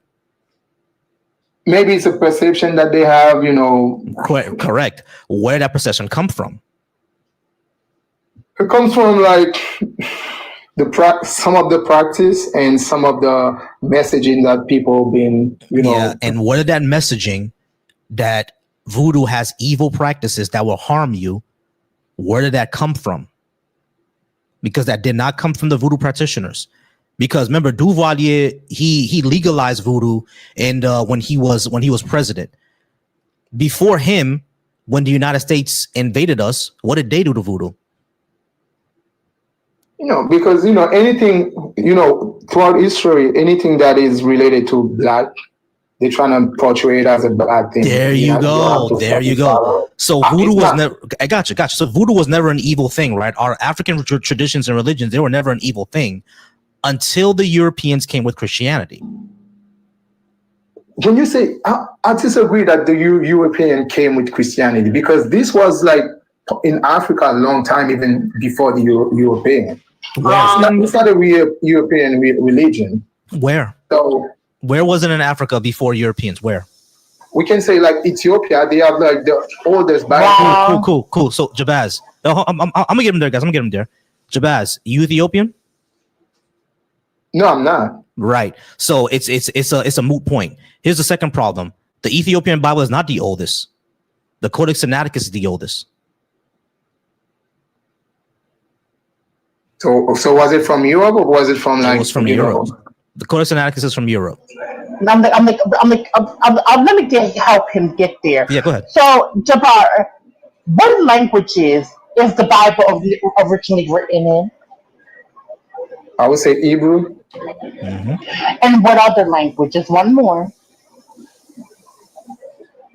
It starts with a G. I think it starts with a G. No. I think the first Hebrew is the first. No. I'm gonna get you there. What other language outside of Hebrew? Because there's one more that the Bible. Oh, you mean like the Bible? You mean like there was two languages for the Bible? Yes, I'm like in the New Testament there was. What language is outside of Hebrew? Because we already know that. What else? Outside of that, right? What other language was the Bible written in? It starts with a G. Many languages, French, Creole. No. There was only one more language. No. But you said what other languages? Jesus Christ! All right, it's one more. Hold quick. Listen. The Bible was originally written in Hebrew, right? Greek. After that, when they really spoke Hebrew, after that, when they started to write the Bible, what language did they write it in? What language? I'm gonna get you. I want you to say it. It starts with a G. Okay. As a matter of fact, it's the flag, and there you go. There you go. Okay, that's why you want to say. There you go. Finally got there. There you it's go. Greece. It's Greece. What continent is Greece in? Where is Greece, Jabaz? Europe. Where is Greece? Europe. It's in Europe. Europe, Great. did you say? Exactly. Thank you. Great. Ooh. So history lesson. Yeah, great. So now that we finally got there, that means that the center base of Christianity was Europe, not Africa. This is what I always say when people bring up the whole "it was in Africa before Europe" thing. Even if that were to be true, that wouldn't matter, because what does Christian look like today? What does Christendom look like today? Where's the center of theology, the center of spirituality, of art, of culture, of governance, of finance? Where is the center of it? Is it in sub-Saharan Africa? Is it in the Congo? Or is it in Europe? It's all in Europe. We can agree to that. But the thing is, okay, what is like to you? Let's say we don't use Christianity, like we removed Christianity from the Black community. Mm-hmm. What would we replace it with? We don't have to replace it with anything. Number one, but number two, we can go back to our African traditional religions if we were to choose one, because those were traditions were more in line with what our community is and what it was doing. We do know that our community as Black people, we do things a lot. For example, I'm African American. For example, I'm African American. It would be hoodoo for me, technically. But the thing is, like, you're still gonna practice a religion. It cannot. Maybe it's not Christian, so you have your. I wouldn't. I wouldn't. Okay. But here is the point: if I were to, what's that gonna change? What's that gonna really change? I'll answer that question, but I want Bar to go first. I'll answer that question, Jabaz, but I want Bar to go first. Go ahead, Bar. Yeah. So Christianity is slavery for Black people. So when you ask, what do we replace the religion used to enslave us with? I'm like, we don't even need that. We don't need it. We never needed it in the first place. It's in a position where like what it was used to do and what it has done to us, we don't need it. Like civilization, culture, infrastructure, technology, advancements in science, medicine, none of that is exclusive to Christianity, and we were already civilized long before it. So we don't need it. We don't need it to do anything. There's nothing you could name that we need Christianity to do other than get close to white Jesus. Outside of that, we don't need it for nothing. If you're gonna say we don't need religion at all, I can agree with you. But saying that we don't need Christianity. Well, I'm an atheist. I don't practice. I don't believe in anyone's God or anyone's spirituality because I'm religion at all. Yeah. All right. So this is what I want to answer you, right? Because I want to answer because you asked what would it do if we go back to our African traditional religions. I think we will be better off psychologically, because you have to understand what's going on psychologically within Black people. We've been deifying other people's religions. There's not just Christianity, it's Islam too, because the majority of Black people right now are some sort of Christian or Muslim. Right, the majority of Black people, which means that we're deifying another culture, which means that Arabic in Islam is more beautiful than the languages of Swahili or Yoruba or Fon or Akan or any of those. Right, they take those languages as superior, and they take that culture as more superior, which is why they try to dress as a Muslim. They try to learn Arabic. They try to pray to 5 times a day. They try to do everything the Arabs do, because they've deified their religion. When it comes to Christianity, it's the same, and I think it's even more insidious, because right now in Africa, if a white dude with blue eyes and long blonde hair goes over to Africa, you're going to see a whole bunch of Africans all over that person thinking that they're Jesus. So that means that in our minds right now, we view, and this is something that happens in America and the Caribbean too. They've even asked the people to draw out what God looks like, and the majority of people throughout the racial spectrum drew God as a white guy. I want you to think about what that's why they need to read their Bible. Hold on. It's not your turn.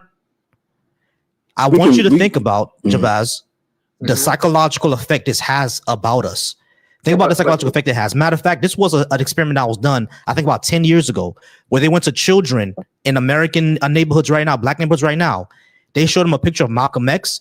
Those kids didn't know who it was. They showed them a picture of MLK. Those kids didn't know who that was. They showed them a picture of Marcus Garvey. Those kids didn't know who that was. They showed them a picture of white Jesus, and they all knew who that was. Yeah, think about the psychological effects that has on it, where we view the creator of the universe, the almighty supreme, that we pray to and that we beg to, that we need all our lives to live morals and righteous lives, is a white man. Yeah, but think, hold on, don't just react. Think about what that does to us psychologically. Think about what that does to us psychologically. Yeah, if the way that we have to live, to be moral, to be righteous, the person that will forgive us for our sins, that will make us a better person, is a white man. What does that do to us psychologically? Think about that for a second. But is that God's fault? In the Bible, it doesn't describe it. Can I answer? You can answer. Okay, so what you're saying it's true, but I'm gonna say it's not the fault of Christianity. It's because the white sea, they have the economic power to push that narrative. But let's say that the African country, they have that money to make movies, make documentary about like, hey, this is what really happened, you know, with Christianity, and they put maybe a black person or whatever, but they show it's not really a white sea person that is Jesus. Now people are gonna know more, because growing up, all the movies I've been watching, they're all white sea, and the reason they were white sea is because they have the money to produce those movies, and they use the people they have. So for us as black people, we can produce those movies as well and show it. Hey, this is what it is. What is it true? The truth is it's not a white person. Jesus was not white. I understand Jesus was not white. My question is, just because we make movies about Jesus and we make Jesus black, does that mean that Jesus had superpowers for real? Does it make it true? So if we're talking as a Christian, we believe that he has power. Great. I understand that, right? But remember, I gave you two reasons why I don't think we should be Christian. Not only because it's the religion of our enslavers, but what's the second reason? We can't show it to be true, can we? I would say any religion you can. Since you say you're a theist, so. Yeah. So why do you think we need it? Yeah. Again, I said that, okay, I don't think we really need religion at all. Mm-hmm. But if I'm a Christian, okay, I'm just a Christian. I'm not saying that Jesus was white or stuff like that. I understand he was like part of the Middle East, and people from there, they're not white too. So even though I see it on a movie, see everything like that, no, it's not that. So if as a Christian now, I'm not going to say Christianity is preventing me from being who I want to be. I can do anything that I want to do. Christianity is not preventing me from doing that. People that preach it can distort the message, can be wrong by the way they preach it and make it sound like something different. So yeah, I could agree with that. People can distort the message and et cetera, et cetera. But the problem that I'm having is that Jesus himself never came back and said and told you what's the right message, what's the wrong message, which means that people can interpret it whatever way they that they want. You think it's a distortion, but they think that that is the truth. We can't tell the difference between any of you, which means that we probably shouldn't be believing it. But I've been talking for a while. I'm gonna let somebody else go. Whoever wants to speak to him, because we have a few more minutes with him, and then we got to move on to. He ain't got none. I mean, you said that you think that we should get rid of religion, but not Christianity. What is Christianity? Is it to me or to what was that question? No, what is to you? You said you think we don't need religion, but we shouldn't get rid of Christianity. What is Christianity? I didn't say we should get rid of Christianity. I didn't say that. No, you say we shouldn't get rid of Christianity. You said that we shouldn't have religion, right? But we shouldn't necessarily get rid of Christianity. What is Christianity? I said that, okay, to me, religion at all, if somebody is saying like we don't need religion, I can understand that. But saying that we should get rid of Christianity and replace it by another religion. No, what is Christianity? No one said anything about replacing it. Christianity, like if we go back to the word. No, Jabaz. But Christianity is what? No, Jabaz. But Christianity is what? What is it? Okay, again, that's okay. To make it simple, it's someone that is following Christ. Isn't it a religion?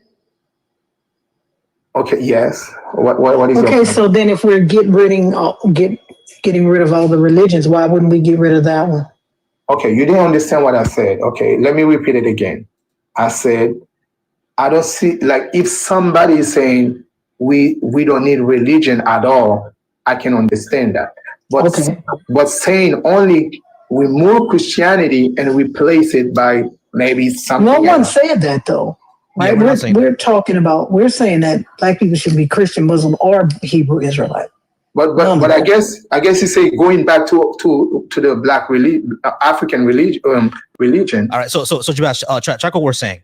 No one's saying like go ahead and get rid of Christianity wholesale and we're gonna beat them out of Christianity and bring them back to voodoo. That's not what we're saying. We're saying that black people shouldn't be this thing because of its history and that we can't show it to be true. You asked if we get rid of it, what do we replace it with? And that's when I said we don't have to replace it with anything, but if we got to choose, I would choose the African religions. Okay. But saying that we're advocating to get rid of it, we're advocating that people think critically and the fact to realize that this is the religion of our enslavers. Maybe we shouldn't be following that. That's the point. You understand now, Jabez? Yeah. So, but yeah, I would say like people can follow it if they want to. Especially like the Bible doesn't preach to put black people into slavery. Mm-hmm. It's not a religion for a specific group. If you like, you weren't listening at all. But it actually is, right? Because your God, your Jesus, said that they only came for the lost sheep of the house of Israel. What do you mean it's not for a specific? No. When he said, remember when he died, he said, "Go throughout the world and preach." And who were the nations? And who were the nations? He was saying that because why? Do you know why he was saying that? She just circle it. Blitz, no, sir, I told you if you come off mute again, I'm going to drop you. I don't know what you're talking about, and I don't know why you're talking. I don't know why y'all just can't wait your turn. It's Jabaz's turn. Why are you doing that? Y'all are so rude. Jabaz? You can go ahead, Jabaz. You get up. Yeah, so I said that after Jesus, based on the Bible I'm talking, when Jesus came and died on the cross, he said, go throughout the world and preach. And those people who believe, now he's going to accept. But why was he saying that? Why was he saying that? Because now he wanted to be more inclusive. That's why he came. No, that's not why. The reason he was saying that is because the Israelites were spread all over. They were spread all over. So why did he say people, hey, go all over the world and preach the gospel?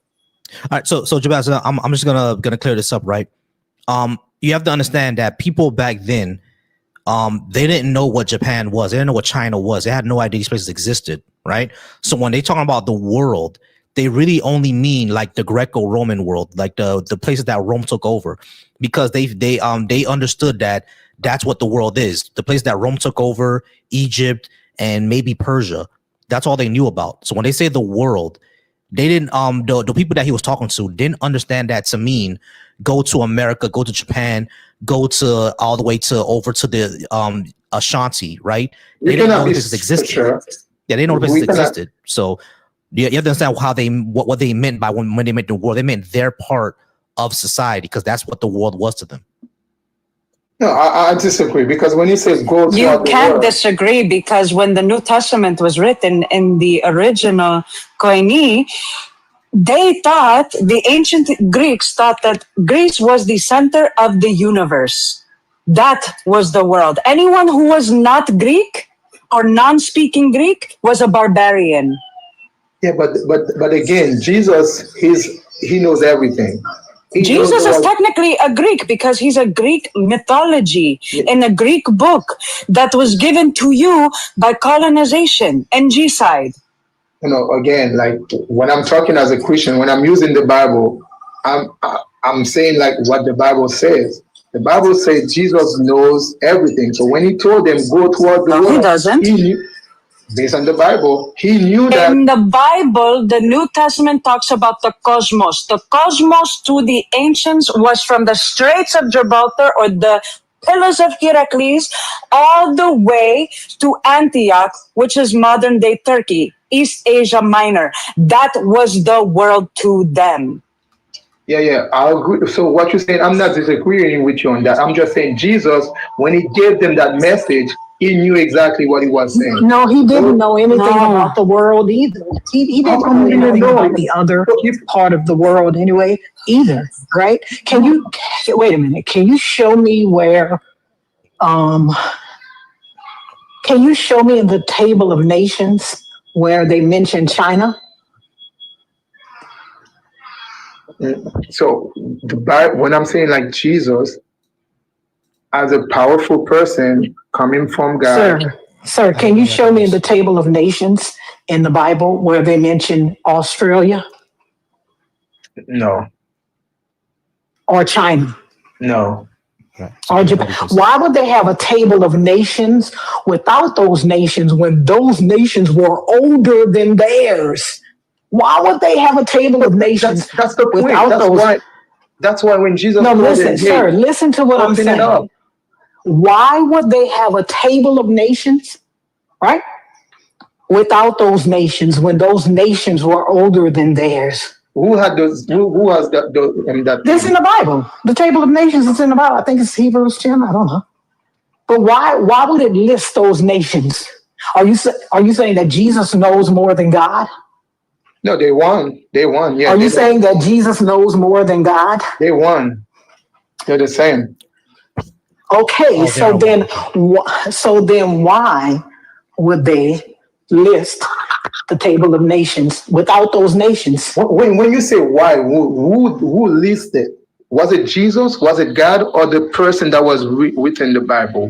So now the Bible is not God breathed. Is that what you're telling me? Now it's just a person that writes. There's some part of the Bible people are telling a story, just explaining. No, listen. So you're saying that the Bible is not God breathed. You're saying when the Bible says that every word can be used for reproof, for teaching, that's not true. You say teaching some what they want to teach. Okay, but I'm saying like when you say like they did the nation table, who did that? It was not Jesus. It was not God. So what I'm asking you, are you saying that? Because remember, your Bible says that it is God breathed, and every word can be used for teaching, for reproof. So are you saying that is not true now? That some of the Bible may be God, it may not be God? Based on what I believe, some of the word in the Bible, it's a person like telling his point of view. So how do you know the difference? To me, the way I know the difference. So now we're not supposed to. But for me, I'm talking personally. When he's really talking, he says, "This is the word of God. This is God speaking." Now he's telling you exactly what he wants. But sometimes a writer on the Bible can say, "Hey, this is how I'm seeing. Like, oh, this is how you should be. This is how you should not be." Maybe that's his point of view. That's how you see the world. But God, when he wants you to do something, he's gonna say, "Hey, this is the word of God. This is God talking." All right, so Jabaz, you're still running into a big problem of what Lord's asked. How do you tell the difference? Because you've already admitted that some parts are not God breathed, and then other parts are God breathed, and then God will tell you. However, I think he's saying we're only supposed to pay attention to the parts where God and Jesus is talking. Everything else we shouldn't pay attention to. Yeah. Because so when Paul is talking, I wasn't finished. So when Paul is talking, we shouldn't pay attention to what Paul says because it wasn't God. It wasn't Jesus. Right? When Peter is talking, when Peter is talking, right? We shouldn't pay attention to that because it's not God. It's not Jesus. Right? Yeah, Right? Is that what you're saying? We shouldn't pay attention to the Pauline doctrine at all. Pay attention. You can, it's up to you. But I'm saying to me, the way I make the difference is that when God is talking to tell you exactly what he wants, you're gonna see like some parts say, this is the word, this is what God says. Okay, so what should I do with the nations in the table of nations? Okay, you do. Since you say that we kind of could pay attention, what should I do with them not including other nations in the world in the table of nations? The reason they did not include those nations, they were limited. They don't know anything like that was going around. They were like, thank you. But the thing is, like, God is not limited. So you're saying that wait a minute. You're saying that part of the Bible is not God breathed. Hebrews 10 is not God breathed. Is what you're saying? So I have to get a Bible to read it. But if you're talking about like the table of nations, no, listen. Your Bible says that the entire Bible is God breathed. That's what it says. So you're saying that part is not God breathed? I don't know exactly what it is, but All right, y'all. Yeah, we've been up here with Jabaz for a while. I'm gonna start putting on timer again. All right, Jabaz, how about this? Come back next Sunday when you figure out which parts of the Bible are God breathed and which parts are not. All right, we're gonna do that. All right, so go ahead and come back next time. Please follow us. We appreciate you being up here. All right, thank you so much for being kind, Jabaz. Oh my God. All right, guys, let's move on.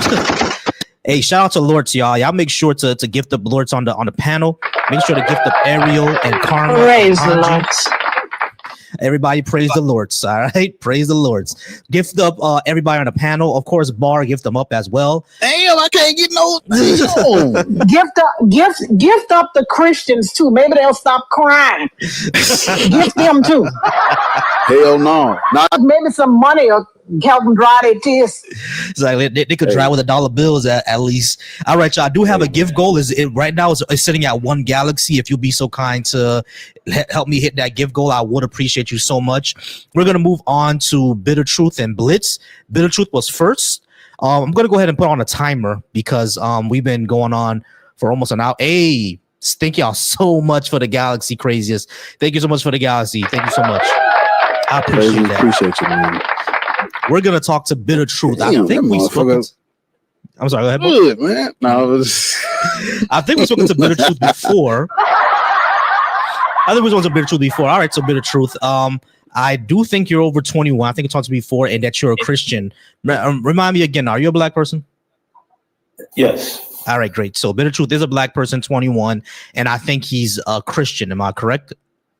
Yes. All right, great. All right, so we're going to go ahead and do this again. Bitter Truth Part 2. We don't think that black people should be Christian. You've already heard our reasoning. Why do you think we should be? Sure. So why should we be a Christian? Yes, because... Hold on, Bitter Truth. I'm so sorry. Hold on. I don't want to interrupt y'all once you get started, so I'm just going to say it now. I need y'all to tap the screen because I'm about to turn the comments off until at least 35 because y'all are slacking right now. Sorry, go ahead. All right, the craziest say that Ariel's grandkids haven't eaten in a week. Y'all need to tap fucking eating bones. They're fucking starving. My God. Malnourished out here, man. Y'all tap the screen, man. Yeah, so the reason why I believe that black people or people in general should be Christians, number one is we're talking about black people only. Okay, black. Yeah. Okay, so yeah. Go ahead.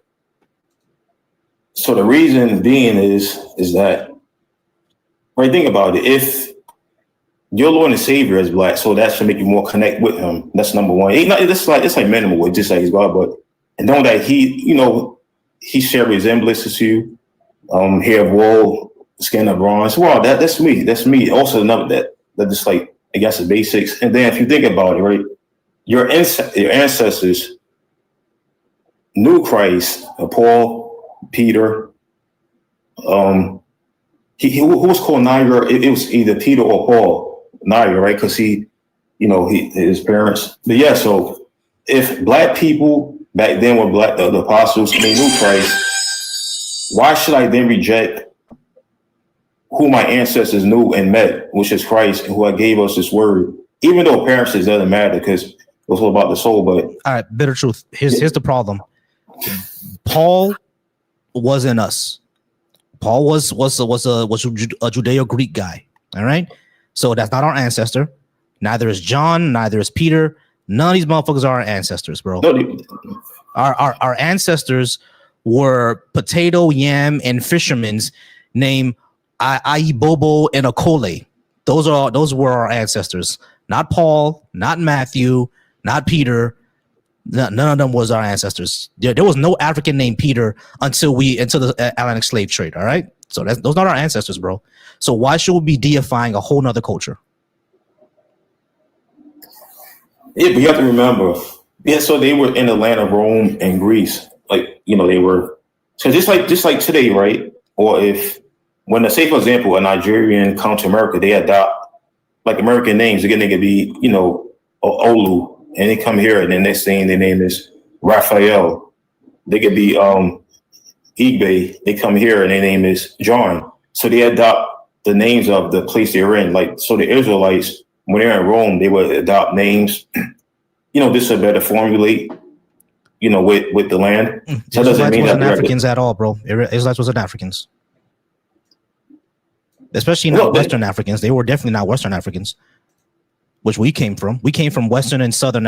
We came from Western, Central, and Southern Africa. The Israelites were not from Western, Southern, and Central Africa. Maybe they have some cultural like exchange with Eastern Africans, maybe like Horn of Africans, maybe. But us, Western, Central African descent, they weren't from us at all. Yeah. So I can ask a question. So when you look at the Igbo, what people do they resemble the most? Like what black people they resemble the most? We look at Igbo people. Have you looked at Igbo people? Yes. People? The Igbo people look like me. See? But my head.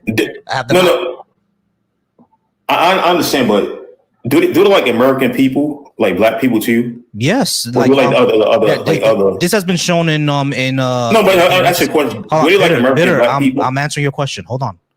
Yes, they do. This has been because they were part of the slave trade.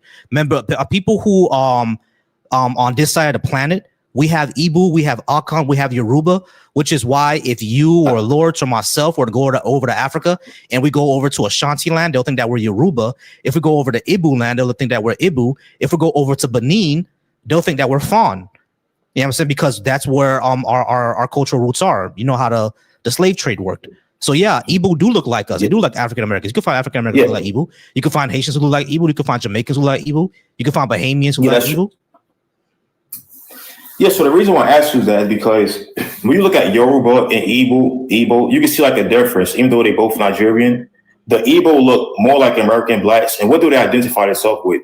Israelites. Isn't it ironic?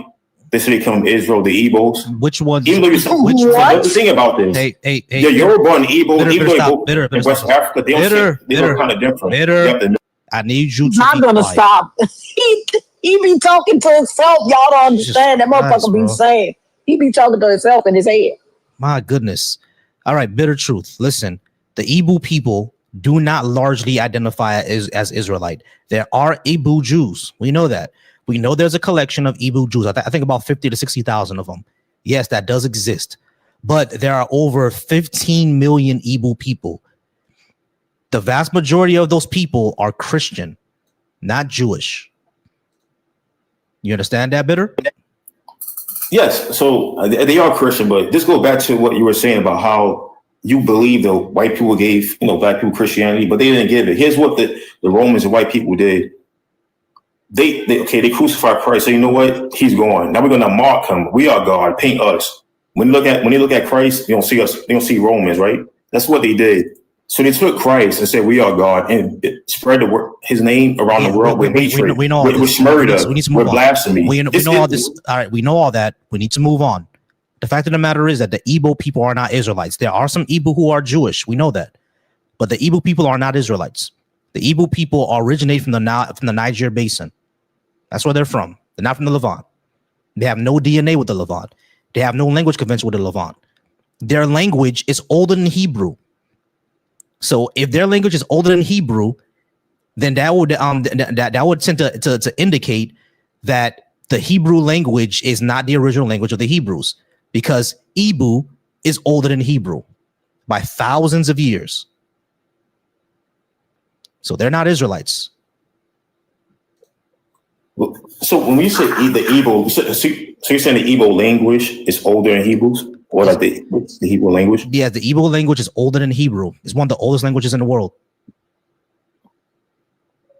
Really? I would have to confirm that,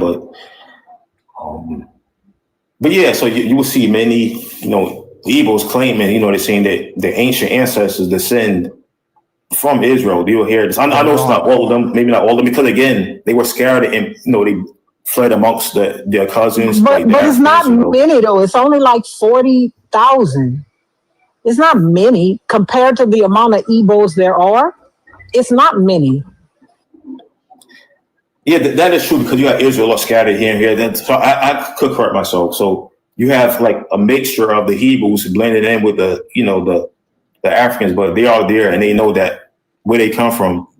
And this is spread out through all, the land. Bitter, what I'm saying again, you're is going to that have some that aren't Israelites. Bitter, what I'm there's saying some is that are. Bitter, what I'm saying is that the Igbo Jews who converted to the Igbo Jews who are Jewish, they converted. They're not originally from the Levant.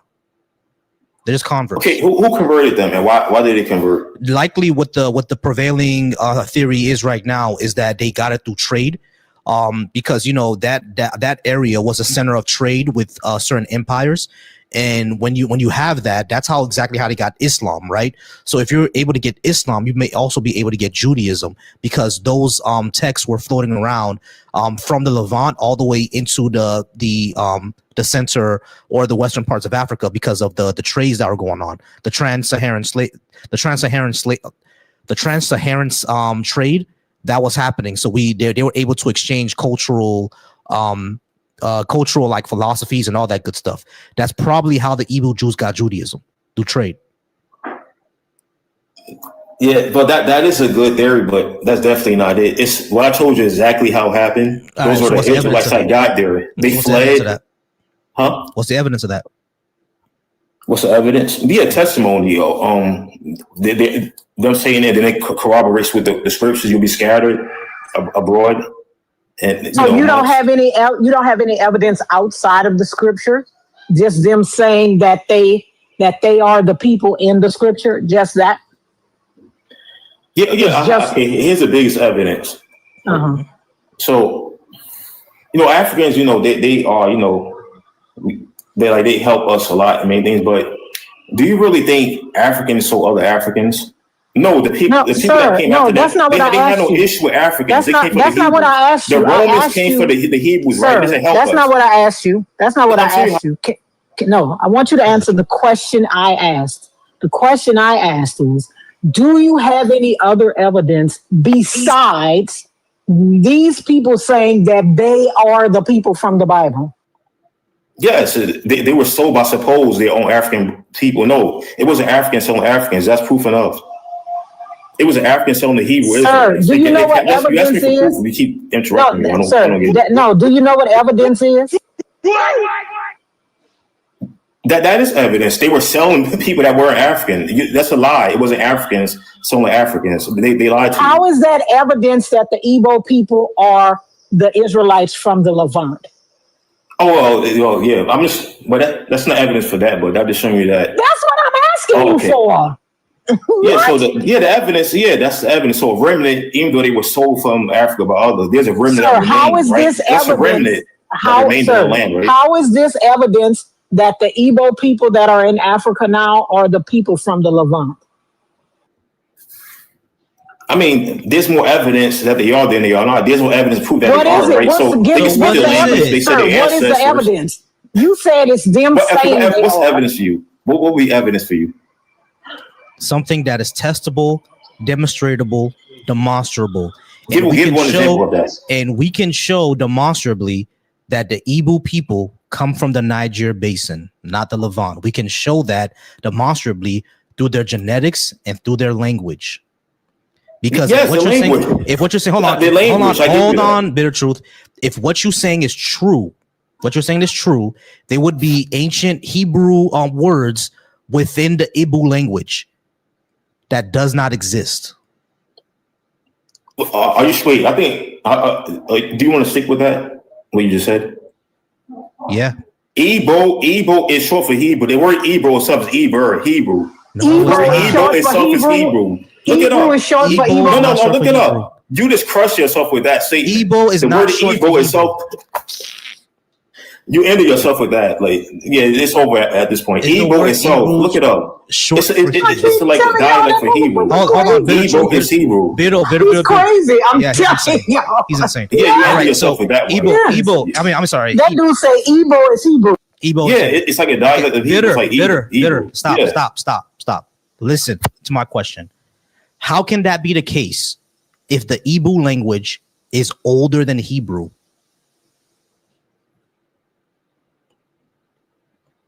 How is what you're saying true?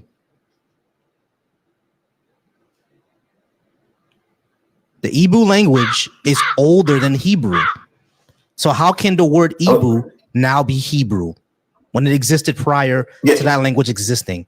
This is Yeah, stupid. that's the thing. So that's why I have to confirm like if it's actually older, because again, I heard that and I read that Igbo is like from Hebrew, but I have to look it up and see how old it is. Igbo is not from Hebrew. Igbo is an African word that came from Africa. They came from Western Africa. Just because they sound similar doesn't mean they came from the other one. Holy fuck! Like Hebrew originated from Aramaic, had nothing to do with Africa. The original word Hebrew is of Afro-Asiatic. Hebrew is Abraya. Abraya has no similarity in any way, shape, form, in any way at all with Ibu. It was called Abraya. And Abraya was most of the time associated with people with lighter skin tones. Had nothing to do with that. But I've never heard, I've literally never heard someone say that Igbo is Hebrew. Ever. What? Insane. You can literally just Google this. What? Because Lawrence, that's what happened when you start reaching and start living in delusion. You just start doing stupid things. You can literally just Google this, y'all. You can literally just Google this. Two different languages that originated from two different things, and you're trying to make the similarity because they sound the same. So now somebody named Joseph and somebody named Afuf, they're the same person because their name sounds similar. You know how stupid that sounds? Like what? Again, the original word for Hebrew, which originates from Aramaic, is Abreya. And again, historically, Abreya was used to describe people with a fair skin tone. You're just doing the same anti-black shit that's been happening for centuries. Anybody that has a darker skin is automatically black. That's not true. That's not a thing. That's just anti-blackness at its finest. Even if Israelites had a darkened skin complexion, that doesn't make them black. They just were darker skin. They were not black. The same way that there's people in the Middle East right now that have a darker skin tone, but they're not black. They don't phenotypically look black. Do you not understand phenotype? Yeah, but what source states that the Igbo language is older than the Hebrew? I'm not saying it's not true, but I've never read that. Okay. The Hebrew language is about 3,000 years old. Yes?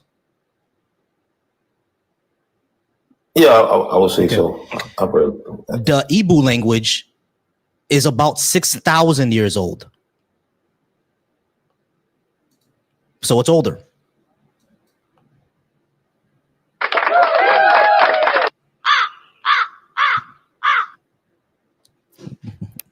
What happened to the other guy? The one that couldn't come off mute for some reason. The other one that he seems to have dropped. I'm just gonna invite Holy Evangelist. But yes, Igbo is older than Hebrew by thousands of years.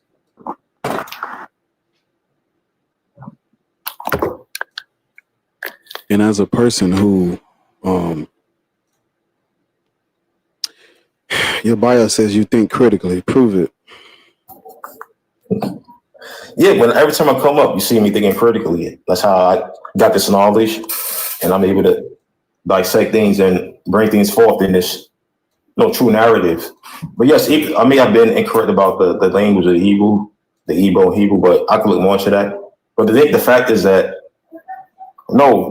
like the white man did not. But if you're incorrect about the language, that's what you based your whole premise on. You said Igbo was Hebrew. If you're incorrect about the language, right? That's what you base your whole premise on.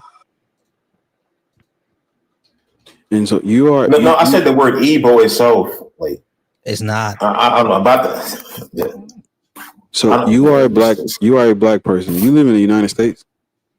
Yes.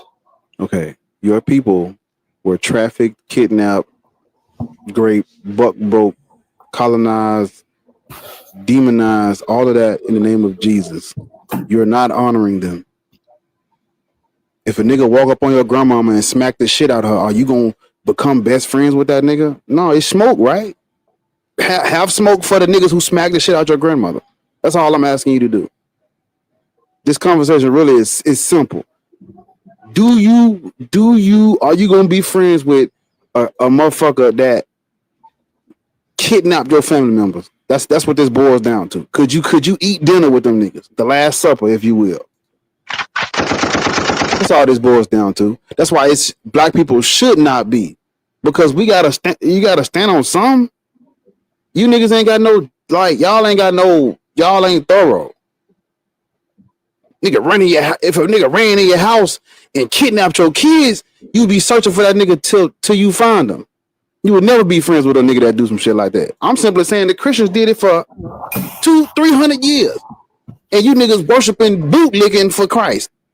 Well, Christ didn't teach that. And okay, if Christ didn't teach that, where was this nigga at during the Middle Passage? Where was Christ at when they was lynching motherfuckers? When they was hanging motherfuckers? When they was burning crosses in niggas' front yard? If Christ didn't teach this shit, where the fuck was he at to stop it?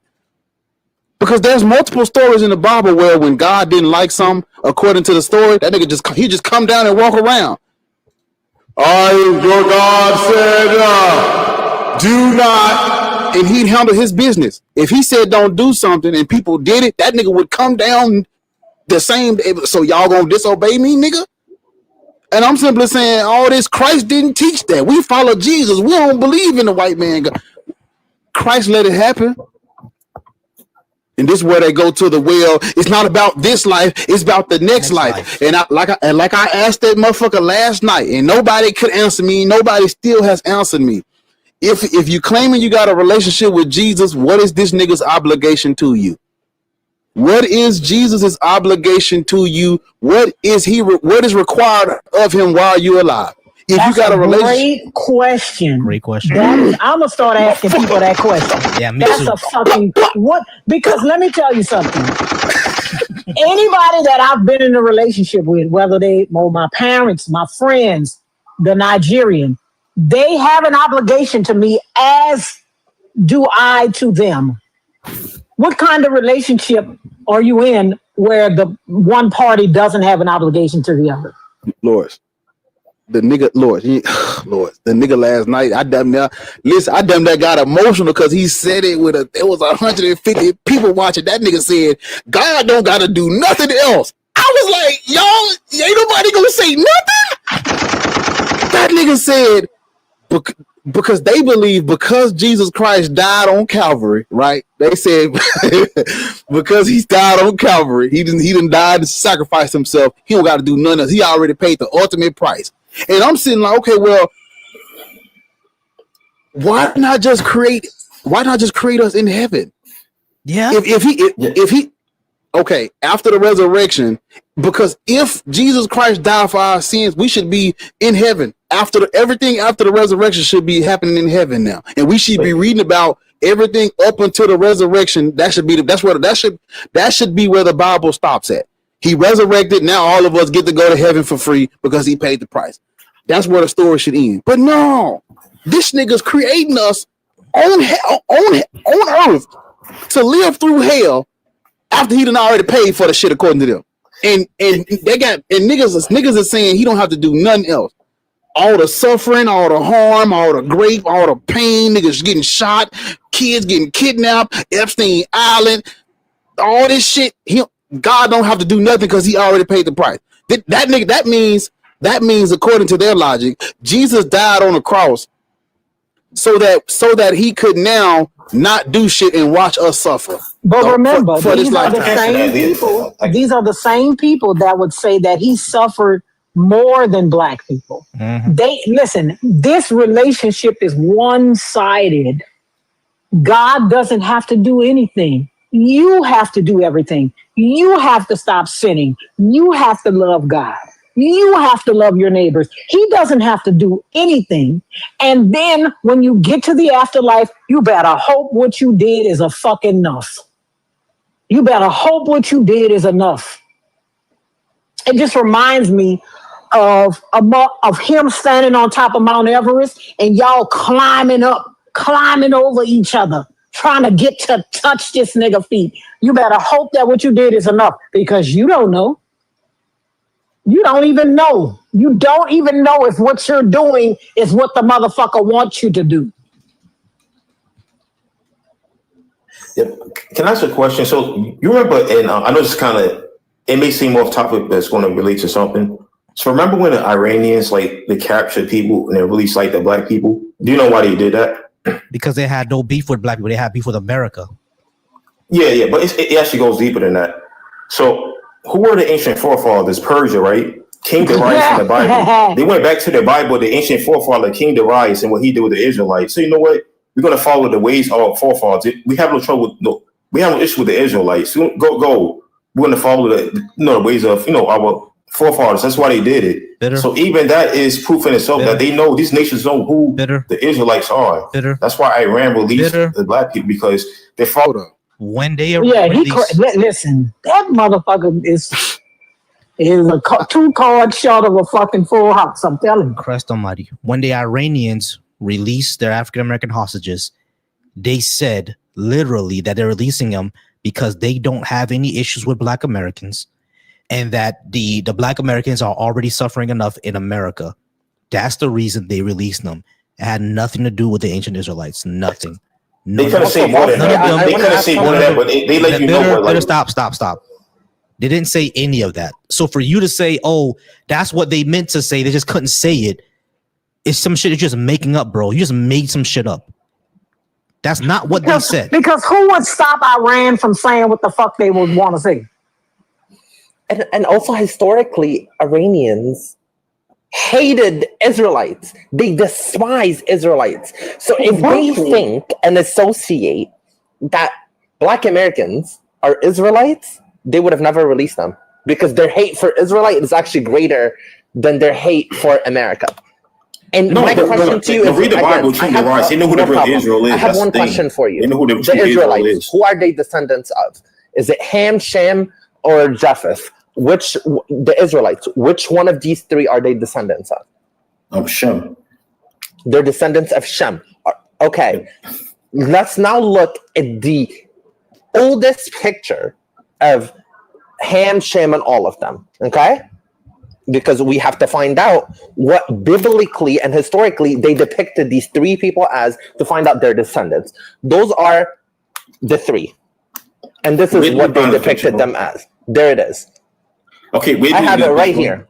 This is Ham, Shem, and Japheth. When we look and we search up Ham and his descendants, where they reside, we would see Ham, his descendants are Ethiopia, parts of Africa, and sub-Saharan Africa. Shem, when we look at him right here, which does not look like a black man in any way, shape, or form, or anybody, does not look like anybody from sub-Saharan Africa in any way, shape, or form, which you yourself just said are Israelites, right? When we look up who are the descendants in modern day, or even in biblical times, of Shem, we would find those are people from the Middle East and only parts of the Middle East. And now when we look at Japheth and where his descendants are as of modern day and also biblical times, we would see his descendants are the Greeks, people that are in modern day Europe. Those are the three. This is how they've been historically depicted. These are the oldest pictures.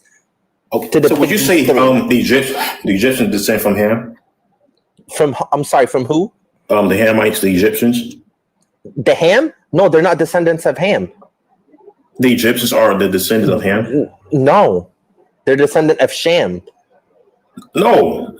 When it comes to it depends on what part of Egypt. No way. The Egyptians come from Ham.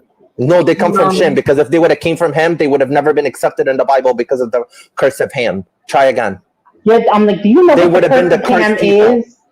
In fact, do you know they come from the nigga in the middle.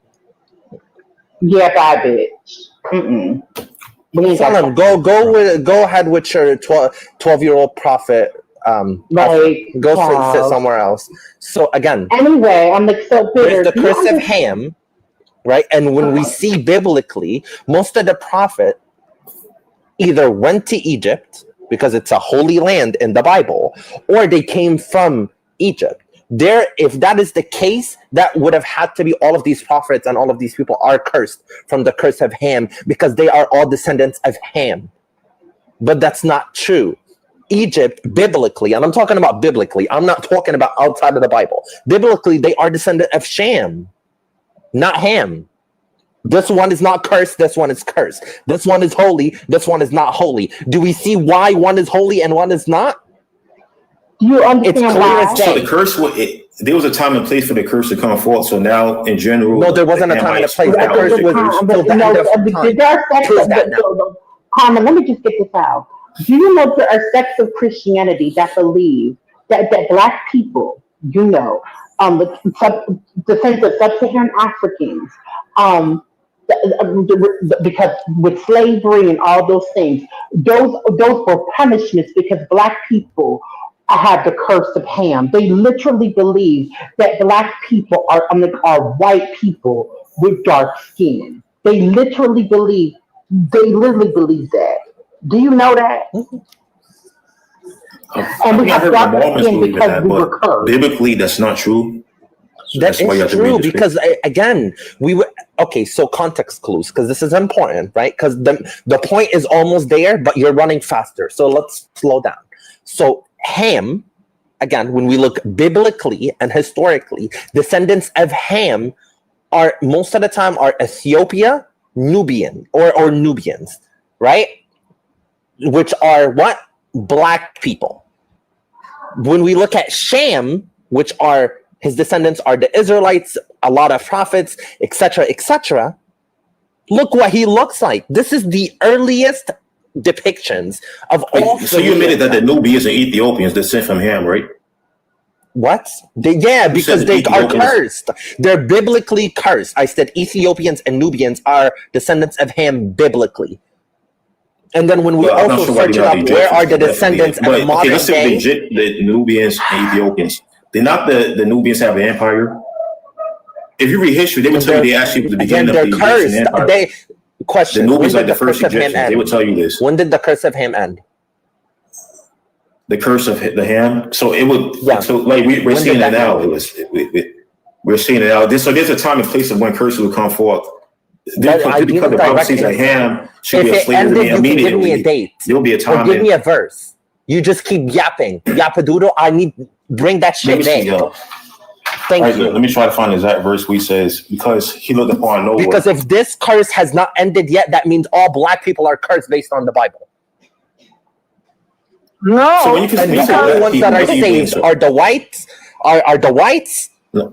which are descendants of Japheth, and the Middle Easterns, which are descendants of Shem, which were All the three of these Israelites people were come very from. dark. All three of these people in the beginning were like, No, they're not. This is the maybe Shem was earliest a little depiction. lighter.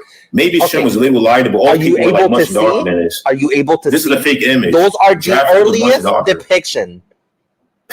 Earliest Okay. depictions. No, Japheth was much darker than that, almost close to hand, but maybe like So brown. these are No. wait. Okay, hold No. on, everybody, hold on, because I mean, what's your name? Bitter. Bitter. What did it Yeah. say? Bitter. Bitter truth. Bitter.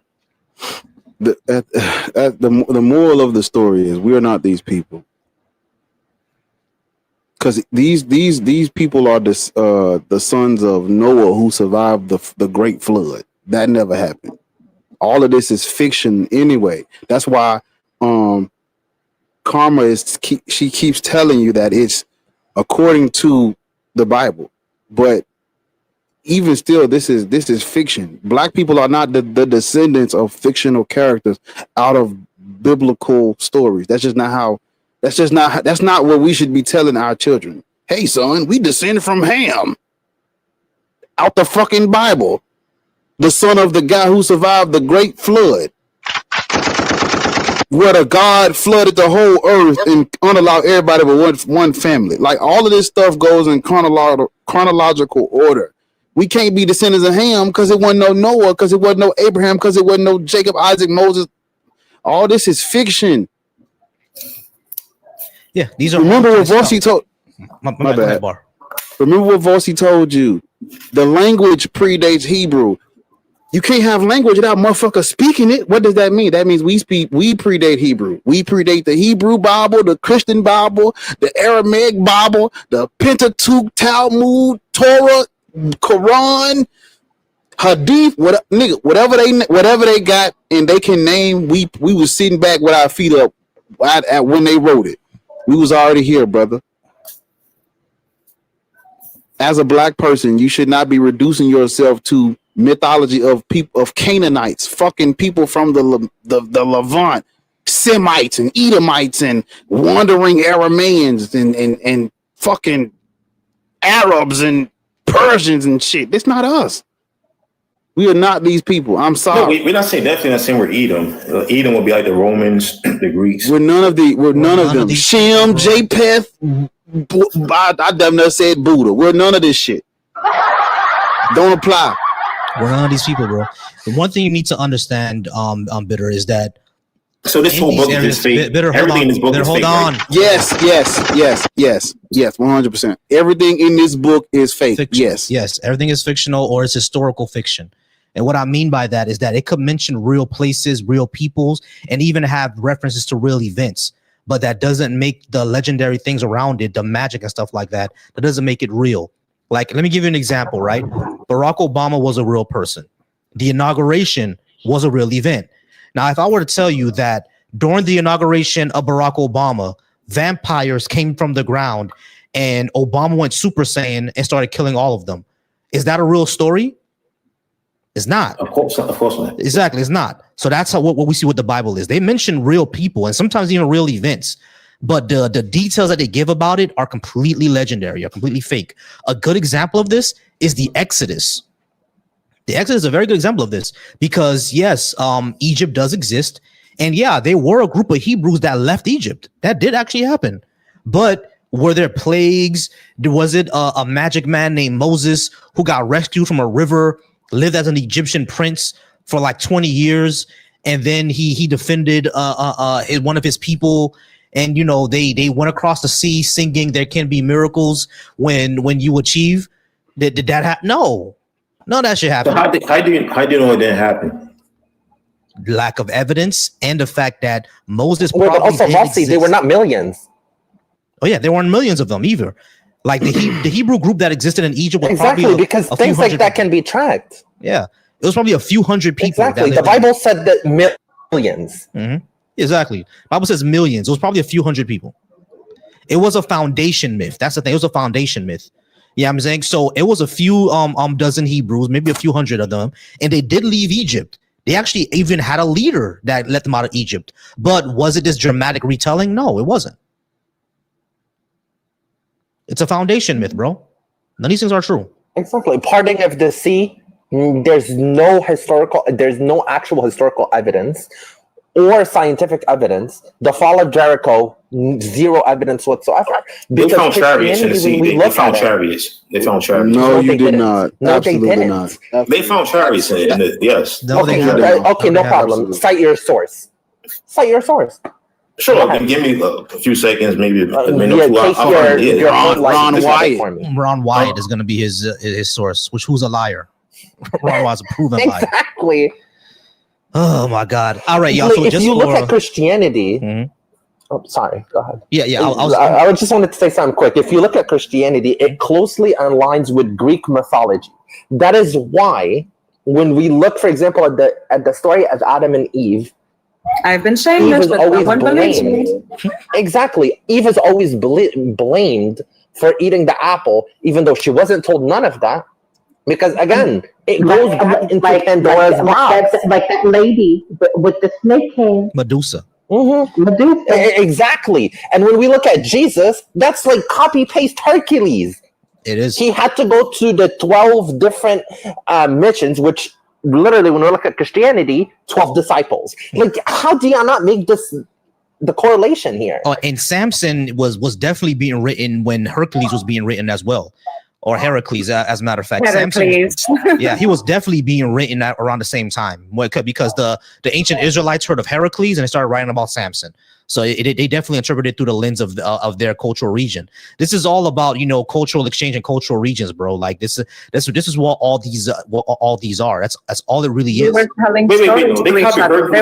They were campfire stories. Exactly, they were retelling stories in their own cultural context. Because but they copied Hercules from Samson. Huh? They copied Hercules from Samson. No, Heracles came. Samson was copied from Heracles. He wasn't. He didn't come from him. No, if you look it up, they tell you the verbal account of Samson was spoken many years ago. But it was written down by the Greeks, so they heard about the fame of Samson. He was well known. No, one predates the other.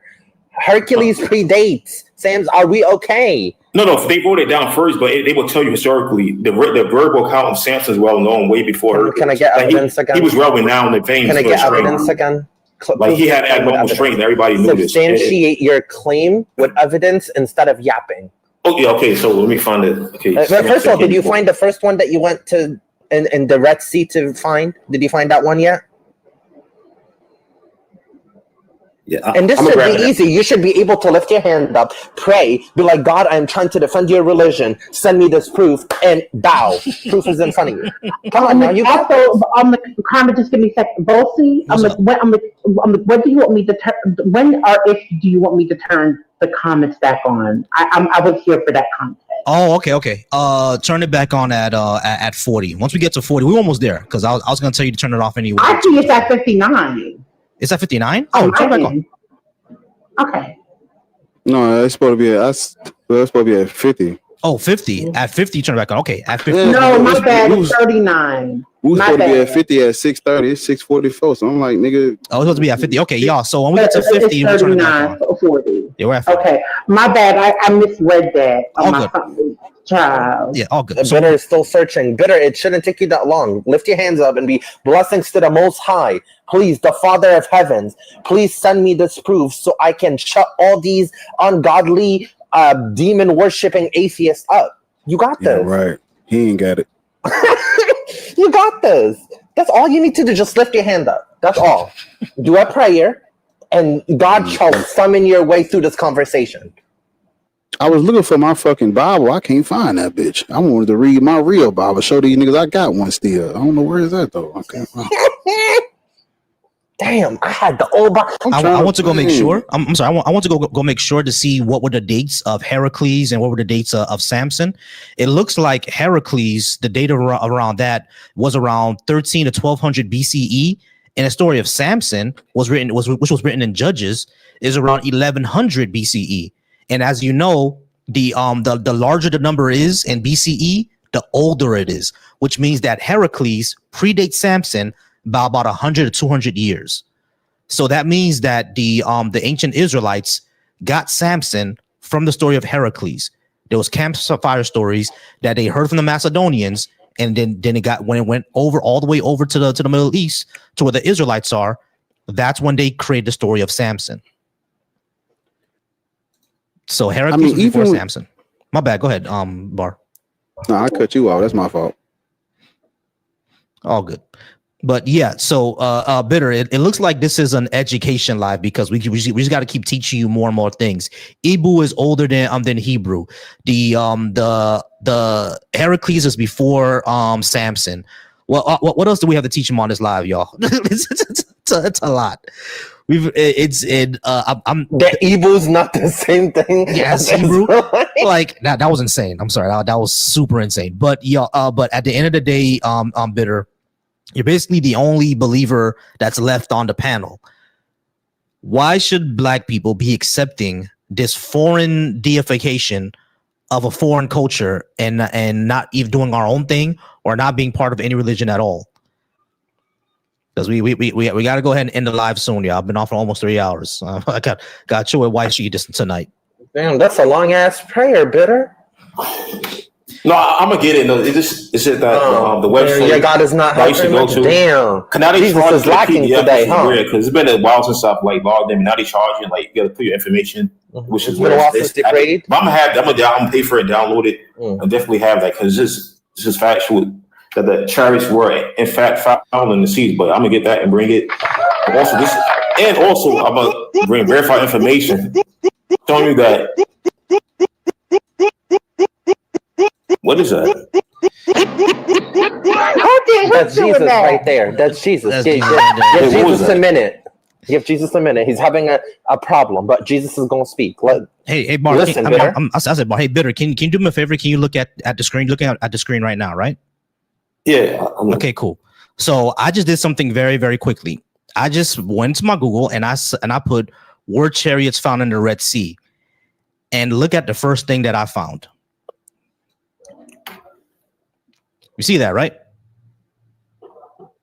Okay, word chariots found in the Red Sea.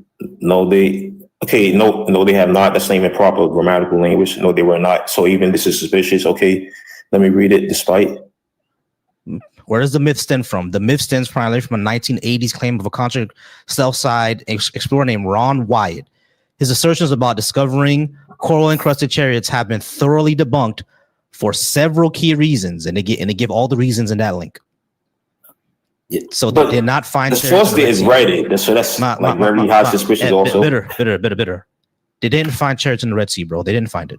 No, they did. Trust me, I'm gonna get it. It's just that they try to hide these things. My man. Just like they find giant bones, they try to hide giants. My man's. Ron Wyatt is the one who claimed that he found it. He's a liar, bro. Even Christian organizations have said that this guy is lying. I mean, where are these? Where are they? Where are the chariot wheels? Where are they now? Yeah, museum. They have a store somewhere. Like what museum? Can you tell me? I'll go see them. No, I mean like away from people, like maybe in like no, Just like the giant bones. Sir, why would they be away? You mean to tell me this would be the biggest find in Christianity since the Shroud of Turin? Why would they hide them away from people? What museum could they possibly be in? I'll go see them. Yeah, so when I say museum, I mean like a vault, like underground, away from people, like vault somewhere. No, but why would they do that? Even if it is out there, they wouldn't say it came from the Red Sea. Listen, but why would they do that when they're desperately trying to prove that the stories in this book are true? Sure.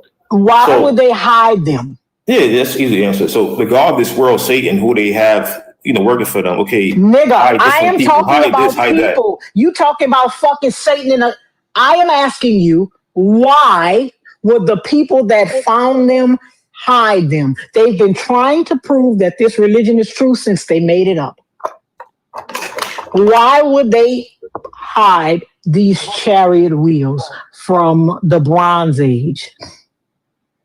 Yeah, so Ron Wyatt found it, right?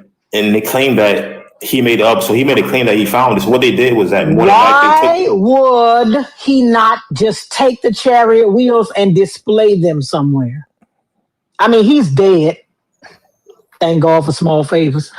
But poor guy. Like he always just try to tell the truth when they demonize him. Again, thank God for small favors, little bitty ones. But why would he just not display? They got a whole fucking art display. They got a whole people display what they want. Why wouldn't he just display these chariot wheels? Yeah. So if he was, say for example, he had chariots wheels, they say, "Hey, everybody walking by his chariot wheels." Sir, he tried to get his own son said that you know what? He found the proof of the chariot. His own son said that he was a grifter. So why wouldn't he display these chariot wheels if he thought that they were real? If he found them under the Dead Sea or whatever? Turn the comments back on, please. Yeah, well, I have to read about what his son. Yeah, that's a shame that his son even talking down his dad. Yeah, answer her question. Can you answer my question? Fuck him. He's dead. He's dead. He's worm food. He's worm food. Fuck him. I am asking you, why wouldn't he just display them on his own? Yeah, sure. Again, so the reason, right? I mean, so the reason why he can't just take the whales that he found, say, and put in the middle of the street, like, "Hey, buddy, I found this in the Red Sea." Number one, won't believe him. And then number two, who cares? He never cared about that. He never cared for motherfucker believed him. He used to say all kind of shit. Why the nigga was a nurse, and he made y'all think he was a fucking a biblical archaeologist. The bitch was a nurse. He used to say all kind of shit. Who gives a fuck if they don't believe him? Answer my question. Yeah, so the main reason is that he tried to go to, people that could verify. Okay, so where do you get this reason from? Huh? Where do you get these reasons from? Yeah, when people make a archaeological discovery, they first all say, "Hey, let me go to the right, Shelly, that nigga gullible as a motherfucker." Yeah, when people make archaeological discovery, right, they go to people that could verify this. He's so fucking dumb and gullible. Display where do you get these reasons from? Where did you find these reasons? Yeah, poison. I'm telling you. Yeah, because what archaeologists do. He's gonna start talking to himself in a minute. Watch. Where do you get these reasons from? Because that is what archaeologists do. They find something that they believe is important, where do you get and they bring it to the people to say, "Okay, here's what I found. Okay, let's." Bitter truth. How do you know that Ron Wyatt did this? What you're saying? How do you know? I'm gonna unmute you now, because you just kept on going a word a minute, like in. Yeah, he gonna start mumbling to himself in a minute. Watch. How do you know that Ron Wyatt did this? Okay, so I would have to read more into it, but I have no So you reason to see just why he pulling would shit lie out about your ass. something. You don't know what Okay, it he is. found chariot wells. He have it with him. Why would he lie about something he don't have? So Did clearly you he had to just say have he something. has it with? Do you know how Right, heavy so he them had to have shits something are? with him. He can't say I found That something and don't motherfucker have it. say So Jesus Christ. why he would he found make the a claim chariot and not wheels. He have got it? him So he with him. actually Where had they at? In a chariot grave wells, because right? he dead. Bitter. Hold on, everybody pause. Bitter. Do you understand what you just asked? You just asked, why would he lie about that? Do you know how much money there is in Christianity and grifting Christians? You know how much money there is in that? There are people who are worth millions of dollars. Look at Joel Osteen. He's worth $150 million. And all he does is give motivational speeches every Sunday to 12,000 people, and he's worth over $100 million. Yes, Ron Wyatt will lie. Fabrice, you guys don't understand it. Tell you niggas that God is you real. guys you're not grasping what I'm saying, which is scary. You guys can't grasp. I don't know why. No, it's So scary. We can't do what? We can't grasp. When you find something, you hold on to it, right? When you find something, you take it and hold on to it, right? So He's Ron Wyatt fucking found. dead. He's dead. I know, but where's the thing he found? Where's the thing he found? Ron Wyatt is deceased. Why wouldn't his family put it out?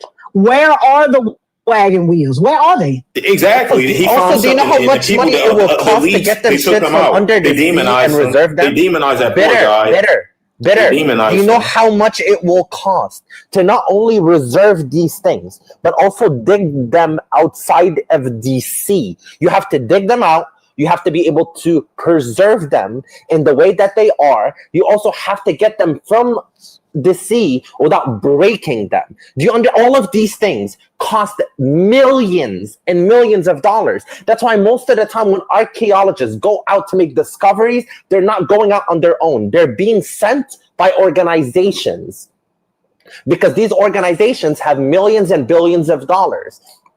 So when these archaeologists are sent over there, this organization is able to, whatever findings these archaeologists find, they would be able to send their people over there with all of this money and grab these things that were found. So again, he, one, was broke as shit. Nobody claimed him. Even Christians didn't claim him. And stop talking about Christians like they're this fucking oppressed group, right? Those are billions of fucking people that are literally dying for one proof so they can sit here and dog every other religion. The oppressors, though. That's exactly. The other thing. If their claim is to be true and these chariots were found, you know how the Vatican would run? I'm talking about dip over there to be like, give me that. In a second, so they can. Yeah, they already have it. They have it now. They have it stored somewhere. They have all these things. You dumbass nigga. The Nephilim bones. That motherfucker said the Vatican got the wagon wheel stored somewhere. Sir, you are gullible as the fuck. Yeah. So how did they know he was lying? How did they find out? First of all, you said he had it.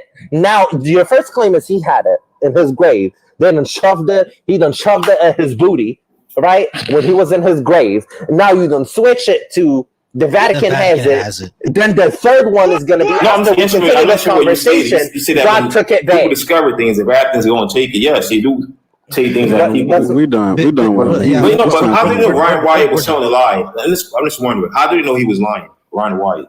I haven't read his son said it was. His son said it. Yeah, his son said he was a liar. Multiple organizations proved that he was lying. He's never even been that even part his son demonized him. Okay, great.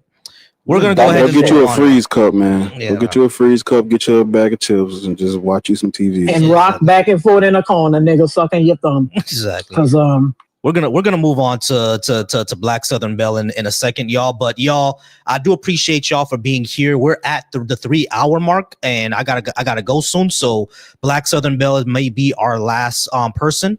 I just want to give some quick shout outs, y'all. Thank y'all so much for being here. Make sure to gift the bar. Make sure to gift the Lords, Hanji, Kay, Ariel, and Karma. Gift up the panel. We appreciate you all for being here. Once again, I'll put the link for anybody who wants to come in and speak to us. I guess I'll figure out how to do the phone number again because motherfuckers don't like the link for some reason. I don't know what will be wrong with y'all. But I'll figure out a way to do the phone number again. But other than that, I do appreciate everybody for being here. If you're watching me over from the Black Atheist Ranch channel, once again, we appreciate y'all. Subscribe to me over at Volcy Thoughts. If you're watching us from the Black Atheist Coalition, subscribe to Black Atheist Ranch, subscribe to Volcy Thoughts. If you're watching me from my channel at Volcy Thoughts, y'all please remember to subscribe to Black Atheist Rants. He is pinned in the comments. And if you're watching over from the Deconstruction Junction, we appreciate y'all. We thank y'all over on Deconstruction Junction for following. Make sure you subscribe to Black Atheist Rants. Make sure you subscribe to Volcy Thoughts. Thank y'all so much for being a part of the show tonight. The person with the Arab name, we're not gonna take you now. We'll take you next week. All right, let's talk to Black Southern Belle. Southern Belle, how's it going? Are you at least 21? And are you Christian, Muslim, or Hebrew Israelite? I'm 19, but I am deconstructing when it comes to religion. And I just want to come up here and say this. As someone who's deconstructing, and I know the history and whatnot, and I'm almost to the damn point of I'm just saying fuck it. But I got frustrated the other day because I had this customer come in. I'm a server. I had this customer come in. She's 64. She was drunk. She was crying or whatnot. And she was explaining to me that her kids did not show up for her birthday. She's turned 64 and her 3 kids did not show up. The only way I was able to calm her down was I rub her back and tell her that a savior is on his way. God's coming. Jesus has something prepared for you. You have something prepared. And that made me feel shitty inside to let her know that and me to know the truth of the matter of what's going on. For me to learn, when I went to the Hoodoo and Voodoo Museum in Memphis, Tennessee, for me to learn that they have a festival in Nigeria called Eshu is Not the Devil Festival, to learn that these things exist, it breaks my heart. It broke my heart. I feel shitty, like for real. Here's one thing I would say, right? Because I'm studying to be a counselor. There are people who need healing in different ways, right? Don't feel shitty for helping someone to become comfortable or healing them in the way that they understand, right? As long as it doesn't harm anybody else. The way that your customer understood on how to be calm and how to calm their nerves and not traumatize themselves were you speaking to them through the language that they understood, which was unfortunately this Christian savior thinking. That's how they understood it, right? And that's how you're supposed to, and that's how you will speak to them. Me, whenever I speak to a Muslim person, I always talk to them through like the 5 pillars, charity, et cetera, and say, well, what do you think Allah wants in your life, et cetera, et cetera. These how we get them to heal or get them to a better place, right? And at the end of the day, if you're an empathetic person, don't feel shitty for being empathetic to somebody else and tying that empathy into something that they understand. At that moment, that is what she understood. You know what I mean? And that's what she needed. You gave her what she needed it, and it didn't harm anybody. It didn't harm you. It didn't harm her. You know what I mean? So don't feel shitty for that. Now I commend you on your journey on deconstruction and knowing that a lot of this is bullshit, but you're gonna run into that a lot. You're gonna my sisters right now are still very much in the Christian faith. My eldest sister is she's about to have a baby. The way that that she understands the stress that she's going through is through the Bible. That's how she understands it. So if she were to ever come to me for anything like that, that's exactly how I would give her the advice, or that's how I would take her through healing herself. You see what I'm saying? At least the mental anguish that she has. Well, I feel like I feel like I'm feeding into what white people have already done for our people, which is keep us under the dark about shit. I was talking to other podcasts and this white guy literally confessed. He said this. The reason that there's a lot of white atheists is because within the Christian faith, within the white church, they're already preaching that they are perfection. There is no flaw. There is no savior. You are God's chosen. Mm-hmm. That's why they always preach perfection in the church, in the white church, compared to our black church, where they're preaching that there's a savior on the way. Mm-hmm. Well, God's going to do this. He's going to do that. But when you get to the white church, they're just preaching, you got to wear this. Women got to do this. Women got to do that, because they're perfection. They're perfectionists. More the Mormon church, same thing with white people. So, to know that we have been sown a lie. It's frustrating. I understand. We've been sold a lie, so it's very, very frustrating. The thing is that you have to. I got me real quick, Southern. The thing that you got to understand, Southern, is that a lot of people are not ready to do what you did. A lot of our elders are never going to leave it. I understand from right now that my parents are always going to be Christian. They will never leave this bullshit. All right, because my dad is close to 70, my mom is 67. They're never going to leave it. You see what I'm saying? So the only way they'll know how to communicate is literally through the Bible, which I helped them out to do before, right? Yeah. I would say you can still encourage it. You can still encourage critical thinking, right? But if you go to them saying that this you book can't is help bullshit, older black people. yeah. If you go to them can't saying, help them. if you go to them saying, oh, don't pray for better times, this book is bullshit, they're just not gonna listen to you. You know what I mean? It's better to not try to harm people. Encourage critical thinking. Definitely do. Don't back out from that, right? If they ask you, do you believe in this? You can tell them no. I mean, no, I don't believe. But what's going to be best to help you? Is this going to help you? Or I say I'm not a spiritualist. Or I be safe and I say I'm spiritualist, I'm not religious. And that usually gets them being thinking into branches of hoodoo in the sense of, hoodoo has Christian elements within it. So, yeah. Yeah, it does. So so does Haitian voodoo. It has elements of that in it. Yeah, I mean, but the only thing I want to say to you is like you showed empathy to somebody and you spoke to them in a language that they understood that was going to calm them down. Don't feel bad about that, because at the end of the day, a lot of black folks, we can't save everybody. Not everybody, not the whole community can't be saved. All right, the whole community is not going to deconstruct at the same time. So don't feel bad for empathizing with someone through what they would have understood. Make sense? Yeah, it makes sense. I hope to bring them out of the despair of what Christianity has done. I understand taking some elements from Christianity, like everyone's belief. Some people, you deconstruct, you take apart, you add to your own shit. For hoodoo, they've taken Moses and Jesus and have them as saints and whatnot. And they're now healers and this, that, and the third. And they're supposed to be beacons of light in someone else's religion. That's why I believe in the effigy part of it all. Like when you get a religion, you create an effigy of it, your own interpretation of this. I feel like white Jesus and black Jesus are different, even though Jesus was neither one. He was an Arabic Jew. I mean, I can't say the J word, the Arabic ooh. He was an Arabic ooh. So he wouldn't have looked like neither of these two people. But the effigy part, how it's seen, the blue eyes Jesus, the curly hair. Whoa, you're in the matrix. You're in the matrix. A black man, and that's it. Yeah. But yeah, thank y'all for letting me know. Not a problem. Not a problem. We appreciate you. All right, y'all. Yeah, she was skipping around a bit, y'all. Sorry about that. She was. Bar, are you gonna go back on, or are you done for the night, bro?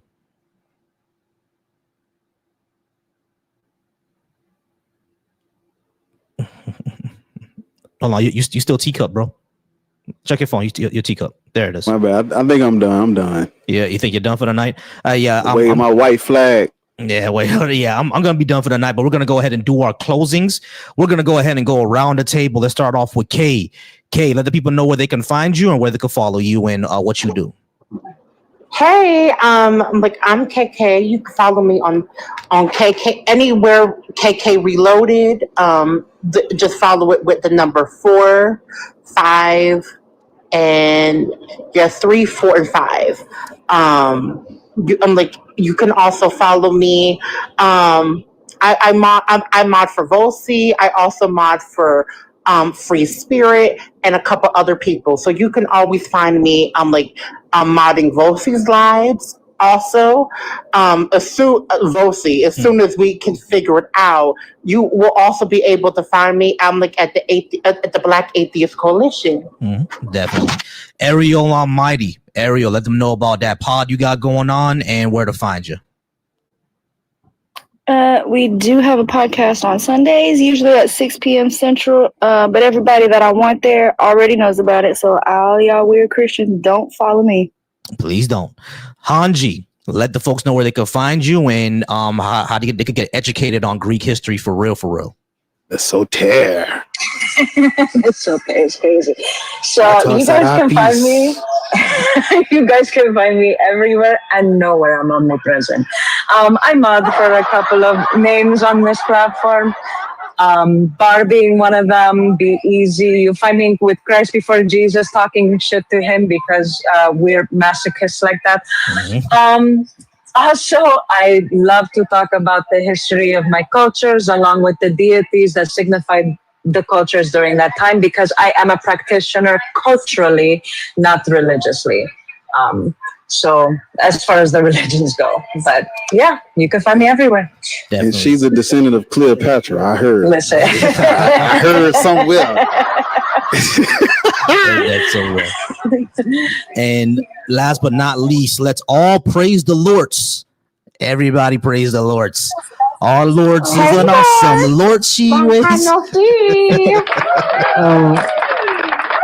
I mod for a bunch of people. You cannot follow me because I don't trust you bitches. So just see me somewhere. Hey, listen, we're gonna convince Lords to go live one day, and when that happens, when I'm telling her she gonna break this motherfucker. She gonna break this motherfucker. Look, she's gonna break it. I'm Girl, the way she was gonna break these TikTok streets, honey. Okay. Well, one we day all I'm gotta gonna go be there. live. Yeah. I will one day. Yeah, we all got to be there. We'll all be in the comments. We'll make sure we shut them down. All right, y'all. We're gonna go ahead and get out of here. Bar, go ahead and promote that album, family.